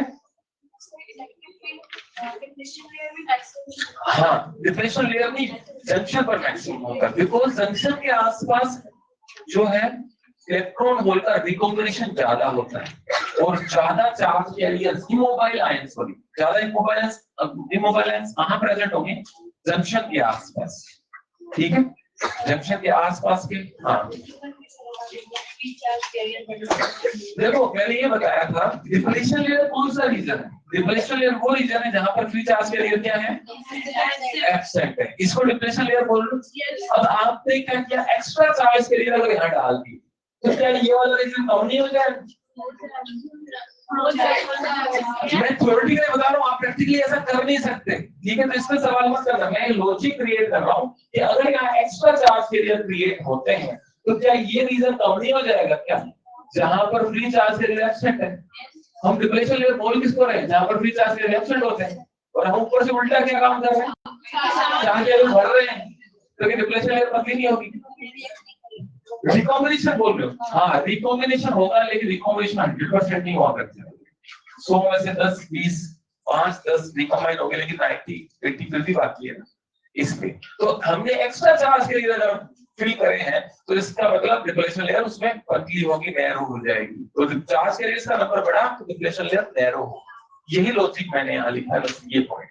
और इसी के आधार पर तीनों चीजें, अब इसी के आधार पर कैसे क्लियर है सबको? टेम्परेचर बढ़ेगा तो नंबर ऑफ चार्ज कैरियर्स बढ़ेंगे। नीट 2018 में यही क्वेश्चन आया था, ये नंबर ऑफ चार्ज कैरियर बढ़ेगा तो पोटेंशियल वैल्यू घट जाएगा। इसी आधार पर एक क्वेश्चन पूछा गया था, वो आगे करेंगे, अभी कर नहीं पाएंगे डायोड पे। डोपिंग बढ़ेगी तो फिर चार्ज कैरियर्स बढ़ेगी, विड्थ क्या होगी? जैसे पाइप में अगर सिलिकॉन की बात करें, जर्मेनियम की बात करें, तो सिलिकॉन में फिर चार्ज कैरियर्स क्या है? कम है, इसलिए उसमें विड्थ क्या है? ज्यादा। पोटेंशियल वैल्यू में क्या है? ज्यादा। बस ये वाला। अब मैं आपको एक और बात बताता हूँ, आप लोग बोला 3 लेक्चर के बाद ये जो है 0.7 और 0.3 इस समय, और एक वैल्यू हमने पहले पढ़ी थी डेल्टा ईजी की, डेल्टा ईजी और वी नॉट में कंफ्यूज करने लगे। आपको लगेगा यार, मैं आपको पूछूंगा चल बता सिलिकॉन का पोटेंशियल वैल्यू कितना होगा सिलिकॉन डायोड का? आप बोलोगे 1.1 वोल्ट। 1.1 वोल्ट होता है क्या? सिलिकॉन का पोटेंशियल वैल्यू कितना होता है? 0.7 वोल्ट होता है। तो 1.1 इलेक्ट्रॉन वोल्ट वो क्या चीज है? कंप्लीटली डिफरेंट चीज है यार, वो डेल्टा ईजी था। ठीक है, और यहाँ पर ये पोटेंशियल कैरियर है। ठीक है, और वी नॉट क्या है? जर्मेनियम के केस। ठीक है, तो इसको क्लियर रखिए दोनों को, delta E G and V naught, दोनों अलग अलग चीज। चलिए, इसके बाद हम आगे बढ़ रहे हैं। नेक्स्ट जो है टॉपिक वो है हाँ ऐसी। चलिए सब लोग फटाफट 2 मिनट लिखिए मेरे साथ। अब हम क्या कर रहे हैं मैं बता देता हूँ। ये जो पी एन जंक्शन बना, इसको हम अब से क्या बोलना शुरू कर रहे हैं? डायोड। क्या बोलेंगे? डायोड। और इस डायोड में हम क्या लगाए जा रहे हैं? बैटरी। दोनों सिरों पर दो सिरे हैं इसके, एक पी साइड एक एन साइड, दो सिरों के बीच में हम एक बैटरी जोड़ने वाले हैं। इस बैटरी जोड़ने को ही हम बायसी करना बोलते हैं। ठीक है, चलिए तो आप थोड़ा सा यहाँ पर लिखिए मेरे साथ बायसी। बायसी से पहले छोटा सा पॉइंट अपन बात कर लें, हम डायोड किसको बोल रहे हैं? डायोड हम किसको बोल रहे हैं? देख लेते हैं। ये आपका पी एन, ये जो पी एन क्रिस्टल है, इसका इक्विवेलेंट मैं एक सिंबल बना रहा हूँ। डायोड का सिंबल देख लीजिए, सबको पता है ये डायोड का सिंबल होता है। जैसे रेजिस्टेंस का एक सिंबल है, कैपेसिटर का एक सिंबल है, ऐसे ही डायोड का भी सिंबल है। इसमें ये वाली साइड है पी और ये है लाइन है। ठीक है, और हम इसके बाद पढ़ रहे हैं क्या? बायसी। बायसी किसको बोलते हैं? To connect battery across diode। ठीक है, इसमें फर्स्ट दो तरह की बायसी होती है। एक बात सुनिए, भाई मेरा पी एम जो ये क्रिस्टल है, इसको मैं डायोड बोल रहा हूँ। एक बात समझिए, मैं दो तरीके से बैटरी जोड़ सकता हूँ। या तो मैं बैटरी का प्लस सिरा कहाँ जोड़ू? प्लस सिरा पी पर, माइनस सिरा एन पर। प्लस पी माइनस एन, तो ये एक बायसिंग होगी। एक तरीका होगा जिसको हम बोलते हैं फॉरवर्ड बायसिंग। और अगर हम उल्टा करते हैं, यानी पी साइड क्या जोड़ते हैं? बैटरी का नेगेटिव, और एन साइड क्या जोड़ते हैं? पॉजिटिव, तो उसको क्या बोलेंगे? उसको रिवर्स बायसिंग बोलते हैं। जैसे मैं यहाँ बना के बता देता हूँ, ये पी ये एन है, पी साइड बैटरी का क्या जोड़ा? प्लस, और एन साइड क्या जोड़ा? माइनस। तो ये कौन सी बायसिंग कही जाएगी? अच्छा, एक सिंपल सी बात समझिए, इसको डायोड में बैटरी जोड़ने को स्पेशल सा नाम क्यों दिया जा रहा है? उसको स्पेशली क्यों पढ़ रहे हैं? मैं एक सिंपल सा एग्जांपल बताता हूं। मान लो मेरे पास एक रेजिस्टेंस है 10 ओम का, इसमें मैंने एक बैटरी जोड़ी 50 वोल्ट की। कितना करंट फ्लो होगा तो बता सकते हैं? रेजिस्टेंस कितना करंट फ्लो होगा? 5 ओम। क्या है वोल्टेज कितना लगाया आपने? 50, वैसे कितना है? 10 V बटा R। ये इतना तो पता होगा शायद सबको, I is V by R। 50 by 10 5 ampere current flow. अब मुझे एक बात बताओ, ये अब कितना फ्लो होगा? ये क्या किया है? अरे बैटरी के टर्मिनल को अपोजिट कर दिया ना, बैटरी की पोलैरिटी रिवर्स कर दी। अब कितना करंट फ्लो होगा? अरे अभी भी 5 ही तो फ्लो होगा, 5 ही फ्लो होगा ना, कुछ फर्क पड़ा? तो रेजिस्टेंस में आप कैसे भी बैटरी जोड़ो, उससे कोई फर्क नहीं, लेकिन डायोड में पड़ता है। डायोड में अगर आप पी साइड बैटरी का प्लस एन पर माइनस जोड़ते हो तो उस केस में करंट फ्लो होता है, जिसको हम फॉरवर्ड बायसिंग बोलते हैं। मैं बताऊंगा कैसे होता है वो। और जब हम उल्टा कर रहे हैं, उल्टा क्या कर रहे हैं? पी साइड क्या जोड़ रहे हैं? बैटरी का नेगेटिव, और एन साइड क्या? बैटरी का, उसको रिवर्स बायसिंग बोलते हैं। उसमें करंट ऑलमोस्ट जीरो फ्लो होता है। तो दोनों में फर्क है ना, इसलिए इसको पढ़ रहे हैं। ठीक है, इसलिए इसको बायसिंग करना बोल रहे हैं। ठीक है, तो चलिए आगे लिखते हैं। फॉरवर्ड बायसिंग हमारा पहला पॉइंट है। फॉरवर्ड बायसिंग करिए सब लोग, लिखिए इसको फटाफट। First, forward biasing.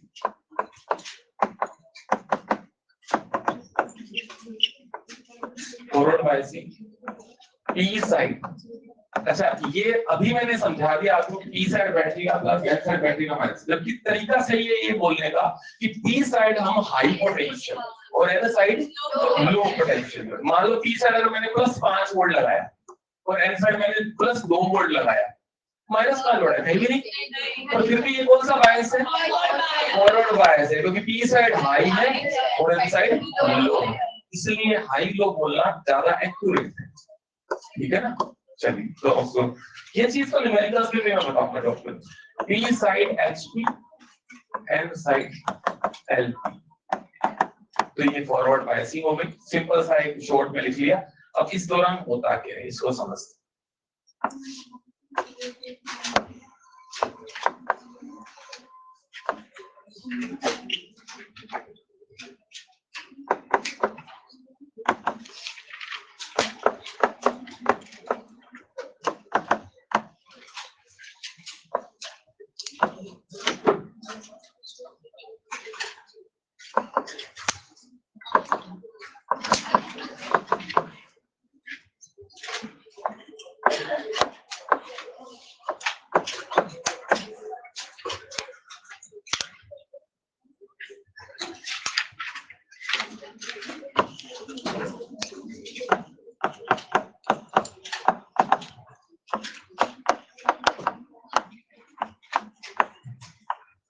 चलिए करिए इसको। फॉरवर्ड बायस को थोड़ा समझ लेते हैं, है ना, इसको बनाइए आप।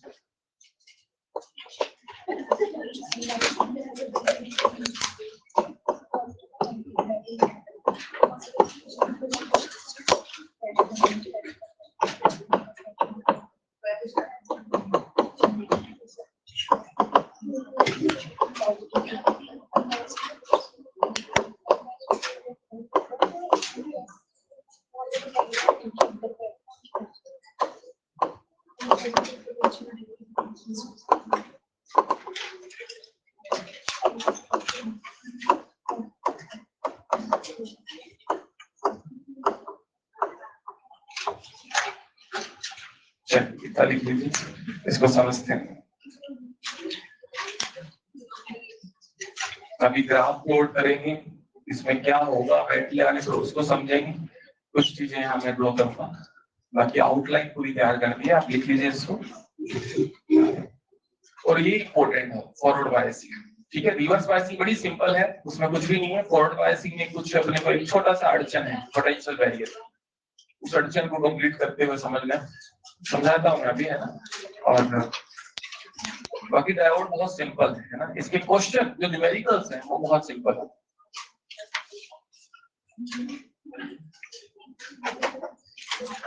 ये वाला फिगर बनाने की जरूरत नहीं है वैसे, बनाइए तो कोई बात नहीं, ऐसे बता रहा था शुरू कितना बनाइए।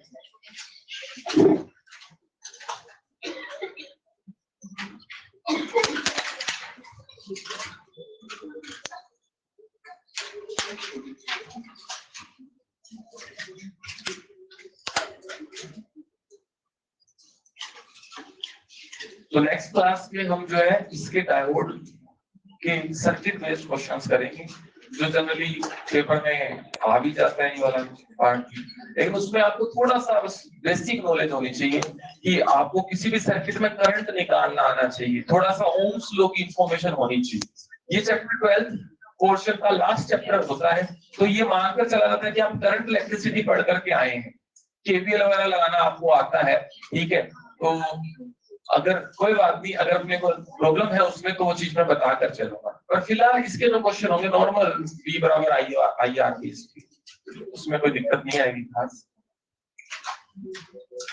केवीएल कहीं आगे यूज होता है तो मैं बता दूंगा, और उसका भी एक मेरे पास अल्टरनेट अप्रोच है, बिना केवीएल लगाए आगे क्वेश्चन आएंगे ट्रांजिस्टर के, अभी तो क्वेश्चन। हाँ चलिए समझे इसको। चलिए तो एक बार सब लोग ध्यान दीजिए क्या कर रहे हैं हम, सब लोग पूरा ध्यान दीजिए यहाँ पर। फॉरवर्ड बायसिंग में हम क्या कर रहे हैं, फॉरवर्ड बायसिंग में ये बात तो क्लियर है कि पी साइड बैटरी का प्लस सिरा, एन साइड बैटरी का माइनस सिरा जोड़ा। अब सब लोग ध्यान से सुनिए, एक यहाँ पर अड़चन थी, वो अड़चन किसी भी डायोड में, अड़चन मतलब पोटेंशियल बैरियर, पोटेंशियल बैरियर था। अच्छा पोटेंशियल बैरियर कहाँ पर है, ये पर्टिकुलर रीजन समझ आ रहा है कि ये मैं इसको कलर वही बना देता हूँ, कौन सा कलर है ये ब्लू है ना।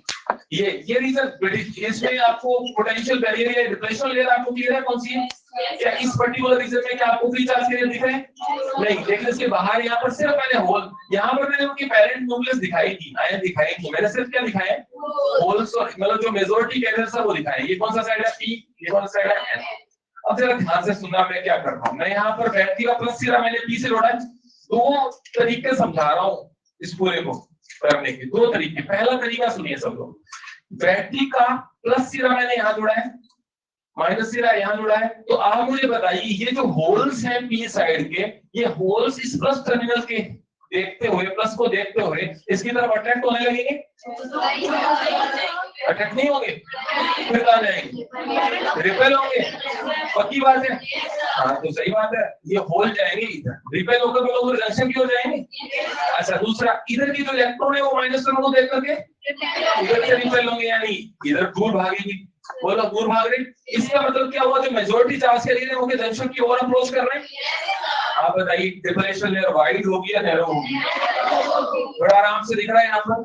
जब चार्ज कैरियर जंक्शन की ओर आएंगे तो वो रीजन कम होता जाएगा जिस रीजन को आप डिप्लेशन लेयर बोल रहे थे, वो रीजन जिसमें चार्ज कैरियर एब्सेंट थे। तो ये दोनों इधर पास आ रहे हैं। इसका मतलब आपका पोटेंशियल बैरियर घटेगा या बढ़ेगा?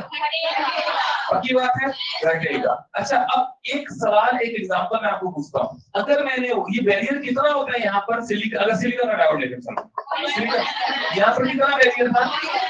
0.7 का बैरियर था, ठीक है। और आपने कहा फॉरवर्ड बायसिंग यानी ये प्लस माइनस लगाने पर इसमें डिप्लेशन लेयर क्या हो रही है? नैरो हो रही है। नैरो होने से आपको पता है कि पोटेंशियल बैरियर कम होता है। तो ये फर्स्ट केस में ले रहा हूं। अगर अप्लाइड वोल्टेज, आपने जो वोल्टेज लगाई, मान लो आपने लगाई कितनी?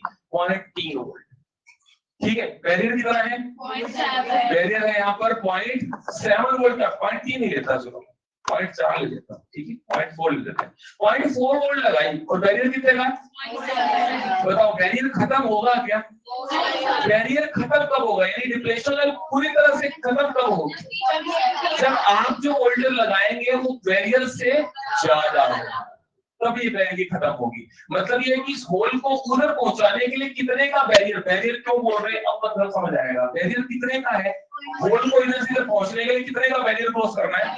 0.7 वोल्ट का बैरियर क्रॉस करना है। यानी आपको यहाँ पर जो बैटरी लगा रहे हैं वो बैटरी कम से कम कितने की लगानी पड़ेगी? 0.7 वोल्ट लगाएंगे तो ये वाले होल को इतनी एनर्जी मिलेगी वो इस बैरियर को क्रॉस कर जाए। और सेम इलेक्ट्रॉन के लिए इधर वाले इलेक्ट्रॉन को एन से बी पहुंचाने के लिए 0.7 वोल्ट लगाना जरूरी है। ये एक तरीका हुआ। अब दूसरा तरीका सुनिए, दूसरा तरीका सुनिए, ठीक है, वो ज्यादा बेहतर है मेरे हिसाब से। अब आप देखिए यहाँ पर हमने जो भी बैटरी लगाई है इसमें प्लस ही रहेंगे माइनस ही है। अच्छा, यहाँ पर जो जंक्शन पर ऑलरेडी एक इलेक्ट्रिक फील्ड है उसकी डायरेक्शन की तरफ पता है ना सबको? ये इसको फिर से ले लेता हूँ मैं, एन से पी की तरफ थी ना। जो पोटेंशियल बैरियर है या इलेक्ट्रिक फील्ड है उसकी डायरेक्शन एन से पी है, क्लियर। और जो हम बैटरी लगा रहे हैं, बैटरी भी तो पोटेंशियल डिफरेंस देती है। जैसे बैटरी में हाई साइड कौन सा? ये वाला, और लो ये वाला। तो बैटरी के हाई से लो यानी इस क्रिस्टल के अंदर बैटरी की पोटेंशियल डिफरेंस की वजह से क्या बैटरी का इलेक्ट्रिक फील्ड नहीं बनेगा क्या? मतलब ये जो इलेक्ट्रिक फील्ड बना वो किसने प्रोड्यूस किया है? बैटरी का हाई पोटेंशियल, बैटरी का लो पोटेंशियल। हाई और लो के बीच में इलेक्ट्रिक फील्ड होता है, इलेक्ट्रिक फील्ड हमेशा हाई से लो की तरफ होता है। अच्छा, अब तुम बताओ ये वाला इलेक्ट्रिक फील्ड और ये इलेक्ट्रिक फील्ड दोनों सेम है या अपोजिट में? यानी डेफिनेट सी बात है कि ये ई बैटरी, बैटरी का बनाया हुआ इलेक्ट्रिक फील्ड इस इलेक्ट्रिक फील्ड को क्या करेगा? कम करेगा, कम करेगा। अब तुम मुझे बताओ ये इलेक्ट्रिक फील्ड कितने पोटेंशियल बैरियर से, पोटेंशियल डिफरेंस से बना है? ये वाला जो इलेक्ट्रिक फील्ड है वो कितने पोटेंशियल डिफरेंस से बना है? 0.7 वोल्ट के पोटेंशियल डिफरेंस से बना है। और आप कितना लगा रहे हो? 0.4 लगा रहे हो। तो आपका 0.4 का इलेक्ट्रिक फील्ड इस इलेक्ट्रिक फील्ड को क्या कर पाएगा? तोड़ पाएगा क्या? आपको इस 0.7 वोल्ट के कोरस्पोंडिंग इलेक्ट्रिक फील्ड को खत्म करने के लिए आपको भी कितनी वोल्टेज कम से कम लगानी पड़ेगी? 0.7, क्योंकि आप जो 0.7 लगाओगे उससे जो इलेक्ट्रिक फील्ड बनेगा वो तभी तो इसको कंप्लीट कर पाएगा। तो आपका ये इलेक्ट्रिक फील्ड या ये डिप्लेशन लेयर कब खत्म होगी? ये डिप्लेशन लेयर पतली होगी कि नहीं होगी? पतली होती होती होती होती खत्म हो जाएगी, वैनिश हो जाएगी। लेकिन कब? जब आपने जो वोल्टेज लगाई वो पोटेंशियल बैरियर से ज्यादा हो या कम से कम उसके बराबर हो। तो पहला पॉइंट आपका सुनिए सब लोग, अगर अप्लाइड वोल्टेज जो है वो कितनी है? अप्लाइड वोल्टेज आपकी कुछ गड़बड़ हो गया है। हाँ चलिए, हाँ, अगर आपकी अप्लाइड वोल्टेज बैरियर से कम है, पहला पॉइंट देखिए सब लोग, वी क्या है पहले बताओ? वी क्या चीज है? Applied voltage. वी नोट से क्या वो कम है। अच्छा, कोई ये बताया मैंने अगर 0.4 वोल्ट लगाई, बैरियर 0.7 था, 0.4 लगाने पे बैरियर कुछ कम होगा या नहीं होगा? कितना हो जाएगा? बच कितना जाएगा? कोई बता सकता है? 0.7 था उसमें 0.4 आपने लगा दिया तो कम कितना बचा? यानी आप माइनस कर रहे हैं ना। बस तो if v is less than v naught then v naught let v naught let समझ लो, यानी लेट बचा हुआ बैरियर वो कितना होगा? v माइनस, बोलो सही है क्या? अब अगर सही है तो माइनस आ जाएगा क्योंकि v आपने कितना लगाया है? 0.4, v नोट कितना है? कोई बात नहीं, हम मोड लगा लो, मोड का मतलब पॉजिटिव वैल्यू है। अब v नोट माइनस के लिए समझ में आया? अच्छा, तो यहाँ पर बताओ इसके हिसाब से कितना बैरियर बचा रहेगा? 0.3 रहेगा। अच्छा, और अगर आपने अप्लाइड वोल्टेज, अच्छा इस केस में क्या करंट फ्लो होगा क्या? करंट की बात करें, मैंने क्या कहा 0.4 वोल्ट लगाया आपने, तो ये होल बढ़ेंगे आगे, इलेक्ट्रॉन बढ़ेंगे आगे, लेकिन इनको क्रॉस करने के लिए कितना का बैरियर वोल्टेज लगाना है? आपने 0.4 लगाया था, क्या 0.4 पर ही बैरियर को क्रॉस कर पाएंगे? अब जब जंक्शन को क्रॉस कर पाएंगे, जंक्शन क्रॉस नहीं होगी तो क्या करंट फ्लो होगा क्या? यानी जब तक आपका बैरियर क्रॉस नहीं होगा तब तक करंट क्या मिलेगा आपको? Almost zero. ये बात होती है। और आपका करंट कब फ्लो होना शुरू होगा? जब आपकी अप्लाइड वोल्टेज 0.7 से ज्यादा है। तो इफ V इज ग्रेटर और इक्वल टू V नॉट, तब मुझे बताइए नीचे क्या लिखा मैंने? I will be due to majority carriers and it will be exponentially increasing। ऐसे ये थोड़ा खराब से हैंडराइटिंग में लिखा है, इसको मैं आगे नेक्स्ट में ले लूंगा फिर से। अच्छा, V नॉट नेट की बात करें, बैरियर कितना रह जाएगा आप इतना बताइए। अगर आपकी अप्लाइड वोल्टेज V नॉट से ज्यादा है, मैं एक एग्जांपल लेता हूं दोबारा से, कितनी वोल्टेज लगाएं चलो बताओ? कितने लगा ले? 1 लगा दें, चलो 1 वोल्ट लगा दिया, बताओ 1 वोल्ट लगाए तो बैरियर कितना बचेगा? कितना बैरियर बचेगा? जीरो। बताइए, कोई और आंसर है किसी का? बताइए मुझे, किसी को और कुछ आ रहा है क्या दिमाग में कि मैं अगर 1 वोल्ट लगा दूं तो कितना हो जाएगा बैरियर? अब क्या ये फॉर्मूला फॉलो करूं क्या? अरे यार साफ सी बात है, आपका बैरियर आपके इस होल को आप कितना इधर से उधर पहुंचाने के लिए 0.7 वोल्ट चाहिए, आपने कितना लगा दिया? 1 वोल्ट लगा दिया, ज्यादा लगा दिया, मतलब क्या होल क्रॉस करने लगा और इलेक्ट्रॉन क्रॉस करने लगा? क्या सारे होल और इलेक्ट्रॉन जंक्शन क्रॉस करने लगे तो क्या वहीं पर भी डिप्लेशन लेयर बची? क्या डिप्लेशन लेयर वैनिश हो चुकी है? डिप्लेशन लेयर जीरो हो चुकी है, तो पोटेंशियल बैरियर जीरो हो चुका है। तो ये मत सोचना कि हाँ 1 लगा दिए तो मैं क्या कर दूं, 1 में से 0.7 कम कर दूं तो कितना बचा? 0.3। ऐसा तो दिमाग नहीं लग रहा ना? नहीं, ठीक है ना? ये 0.3 ही बचेगा, कितना हो जाएगा फिर?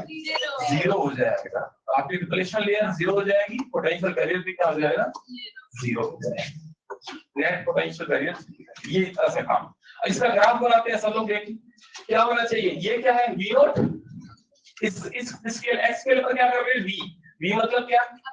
अप्लाइड वोल्टेज, FB मतलब फॉरवर्ड बायस्ड वोल्टेज, और ऊपर I करंट। अच्छा, अगर ग्राफ ऊपर उठता है इसका मतलब करंट बढ़ रहा है क्या? बढ़ रहा है। अच्छा, जीरो से शुरू करें, वोल्टेज आपने देखो 0 लगाई, 0.1 लगाई, देखना 0.2 लगाई, 0.3 लगाई, 0.4, V नॉट कितना है?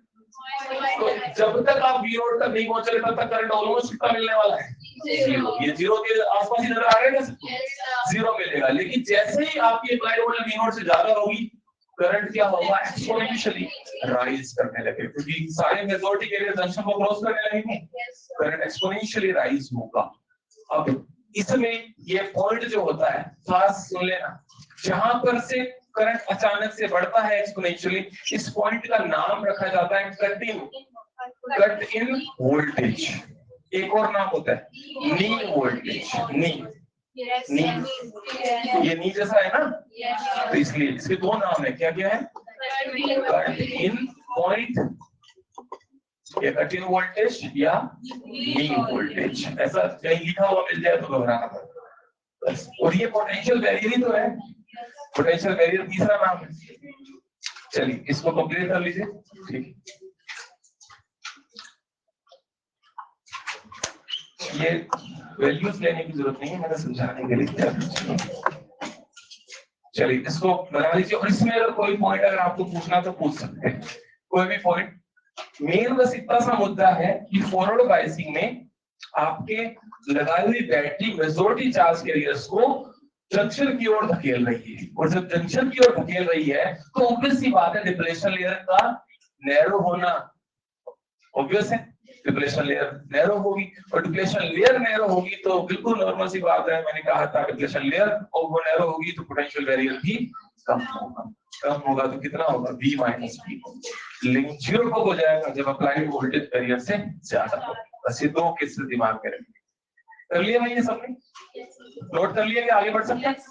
अच्छा, इसमें 3 पॉइंट आपको पता होने चाहिए थ्योरेटिकल बेस पे। पहला पॉइंट क्या है कि अब जो फॉरवर्ड बायसिंग है उसमें डिप्लेशन लेयर क्या होती है, नैरो या वाइड?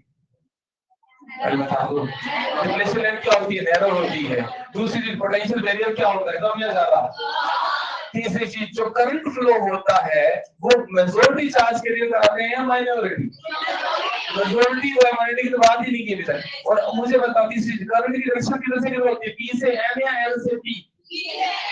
सबको पता है ना, दिख रहा है ना? तो फॉरवर्ड बायस करंट हमेशा P to N होता है। और एक लास्ट बात कि जो करंट फ्लो हो रहा है वो मेजॉरिटी करवा रहे हैं। मेजॉरिटी जब भी कोई करंट फ्लो करवाएंगे उस करंट का एक ही नाम होगा, कौन सा?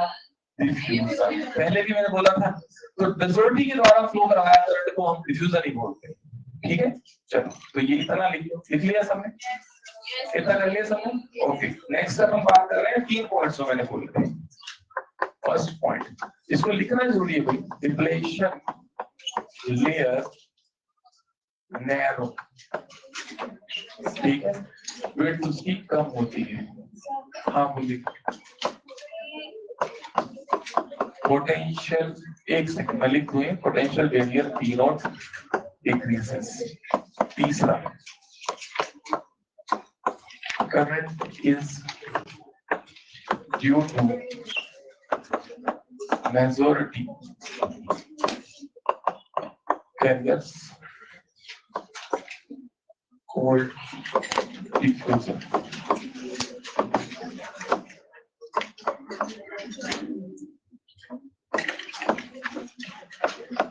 ये वाला पेन अच्छा नहीं है, इससे हैंडराइटिंग कम अच्छी आती है। वो दूसरा ये अलग है, इसमें आवाज भी करता है।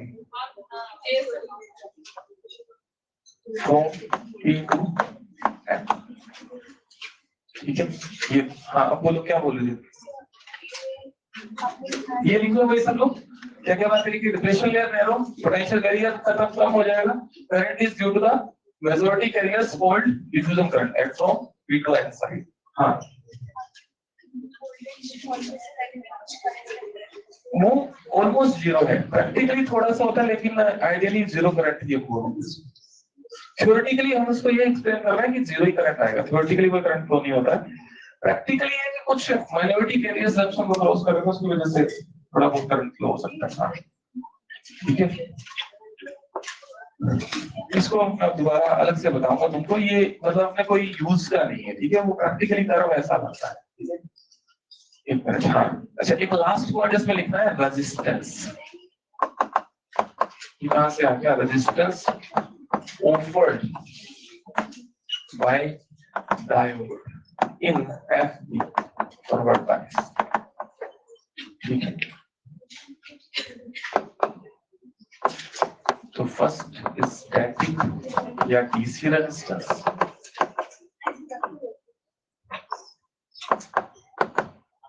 सेकंड इज डायनामिक या एसी रेजिस्टेंस।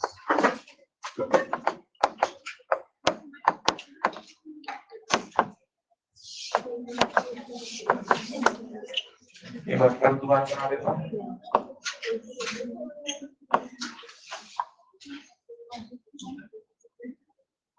हाँ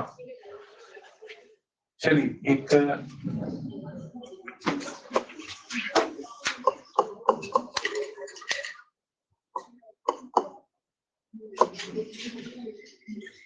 लिखिए, थोड़ा सा लिखिए, एक बताता हूँ, एक पॉइंट और है।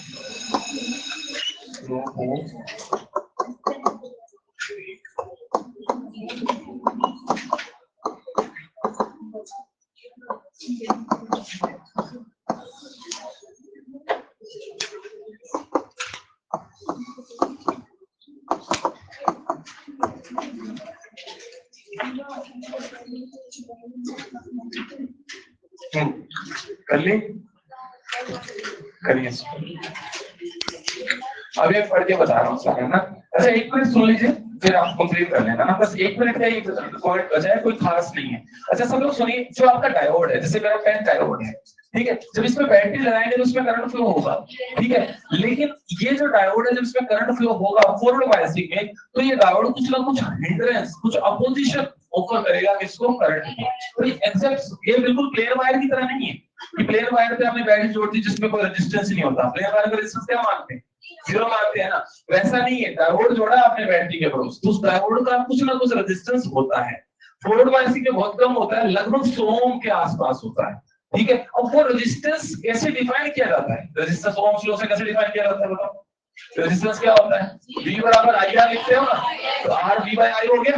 तो सिंपल सी बात पूछता हूँ, ये देखो ये मेरा IV कर्व है, आपको सवाल ऐसा देना बोलेगा एक डायोड में 10 वोल्ट लगाने पर 1 मिली एम्पीयर करंट फ्लो हो रहा है, क्लियर है, 10 वोल्ट लगाने पर 1 मिली एम्पीयर करंट फ्लो हो रहा है, तो बताओ डायोड का रेजिस्टेंस क्या होगा।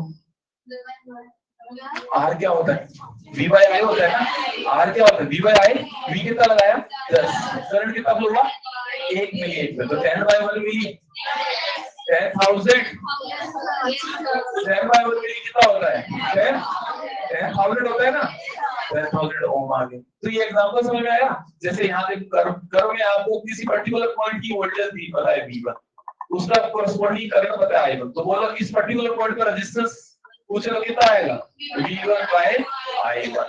इसी को हम डीसी रेजिस्टेंस या स्टैटिक बोलते हैं, क्यों, क्योंकि ये जो रेजिस्टेंस निकाला गया है एक पर्टिकुलर फिक्स वोल्टेज पर निकाला गया है। डीसी भी क्या होती है, फिक्स वोल्टेज होती है ना, इसलिए इसका नाम ऐसा रखा। अब सुनो यहाँ ध्यान से दोबारा दूसरी बात, दूसरी चीज ये है कि आपको एक सवाल ऐसा देगा कि आपने डायोड पे वोल्टेज 10 से बढ़ाकर 20 कर दी, चेंज हो रही है, 10 से 20 हो रही है, तो उसमें करंट क्या हो रहा है 1 मिली से मान लो 3 मिली एम्पीयर तक जा रहा है। 10 वोल्टेज पर करंट कितना था 1 मिली, और 20 वोल्टेज पर कितना है 3 मिली, तो बताओ इस रेंज में रेजिस्टेंस कितना होगा। तो उस केस में आप रेजिस्टेंस को जो डिफाइन करेंगे वो क्या बोलेंगे, डायनामिक बोलेंगे या एसी बोलेंगे। और रेजिस्टेंस कैसे डिफाइन होगा, V2 minus V1 upon I2 minus I1, यानी इसको बोल सकते हैं डेल्टा V, और इसको बोल सकते हैं, तो बोलो निकल जाएगा क्या, वोल्टेज 10 से 20 की चेंज कितना हुआ 10 का, करंट 1 से 3 हुआ चेंज कितना हुआ 2 का, तो 10/2 मिली कितना आया 5000 आ गया क्या, तो ऐसे निकल जाएगा। और एक बात और बता लेने दो बस कि ये जो कर्व है इस कर्व का स्लोप, इस कर्व के मान लो 2 पॉइंट मैं मार्क कर रहा हूं, देखिए ध्यान से, ये V1 वाला उठाए एक और ले लिया, इन दोनों पॉइंट्स, ये जो लाइन है इस लाइन का अगर मेरे को स्लोप पूछना है तो स्लोप बता सकते हैं कैसे निकाला जाता है। स्लोप होता है ये लाइन एक्स एक्सिस के साथ जो एंगल बनाती है थीटा, इसका tan थीटा का स्लोप होता है। अच्छा यहाँ पर इसमें मैं इसमें यूं बढ़ा दूं, अच्छा ये जो वैल्यू है ये जो वैल्यू है ये है डेल्टा आई, देखो आई के कॉरस्पॉन्डिंग, ठीक है, और ये जो वैल्यू है ये क्या है डेल्टा वी, ये देखना आता है क्या आपको, तो आप मुझे बताओ करंट आपका वोल्टेज V1 से यहाँ पर वोल्टेज कितनी है V2, तो V1 से V2 वोल्टेज करी तो ये डेल्टा वी हुई ना, और करंट इसके कॉरस्पॉन्डिंग I1 से कितना हो गया I2 हो गया, तो ये जो वैल्यू क्या हुई डेल्टा आई, और ये वाला जो एंगल हुआ थीटा है, तो बताओ इसका स्लोप क्या लिखा जाएगा, स्लोप ऑफ IV का क्या होगा tan थीटा होगा, और tan थीटा किसके बराबर होगा परपेंडिकुलर बाय, ऐसा सुना है कभी, tan थीटा होगा डेल्टा आई बटा डेल्टा वी, और बताओ डेल्टा आई बटा डेल्टा वी आर होगा क्या, ये तो क्लियर है ना, डेल्टा आई बटा डेल्टा वी होगा 1/r, इसका मतलब इस IV कर्व का स्लोप आपको r देगा, ये 1/r देगा, बस इतनी बात पर पहुंचना चाह रहा था, इसका मैंने लिख दिया ऐसा, so your this r will be 1 upon slope, ऐसा लिख दो, बोल सही है क्या, स्लोप 1/r के बराबर है या r 1/, तो आप स्लोप निकालिए उसका रेसिप्रोकल कर दीजिए, this will be your resistance, ठीक है, स्लोप ऑफ IV, ठीक है IV कर्व, तो इसको आप लिख लेना अच्छे से, ठीक है, और ये इस पर अपन क्वेश्चन कर लेंगे अगली क्लास में, इस रेजिस्टेंस वाले पार्ट पे क्वेश्चन कर लेंगे, बहुत आसान सा पार्ट है, दिखने में ऐसा लग सकता है आपको, मैंने एग्जांपल दिया ना अभी बोल के आपको, बस वही क्वेश्चन होगा, ठीक है। चलिए तो अभी आपको अगली क्लास में 38 क्वेश्चन जरूर करके आने हैं, ठीक है, उसको अपन जरूर डिस्कस करेंगे।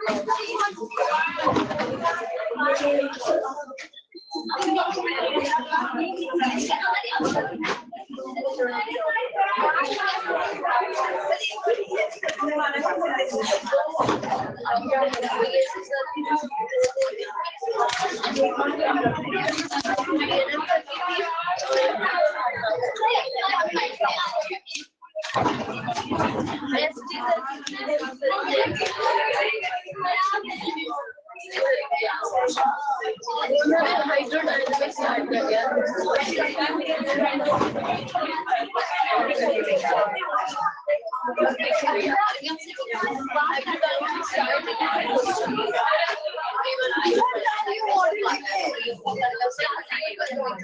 थोड़ा सा बस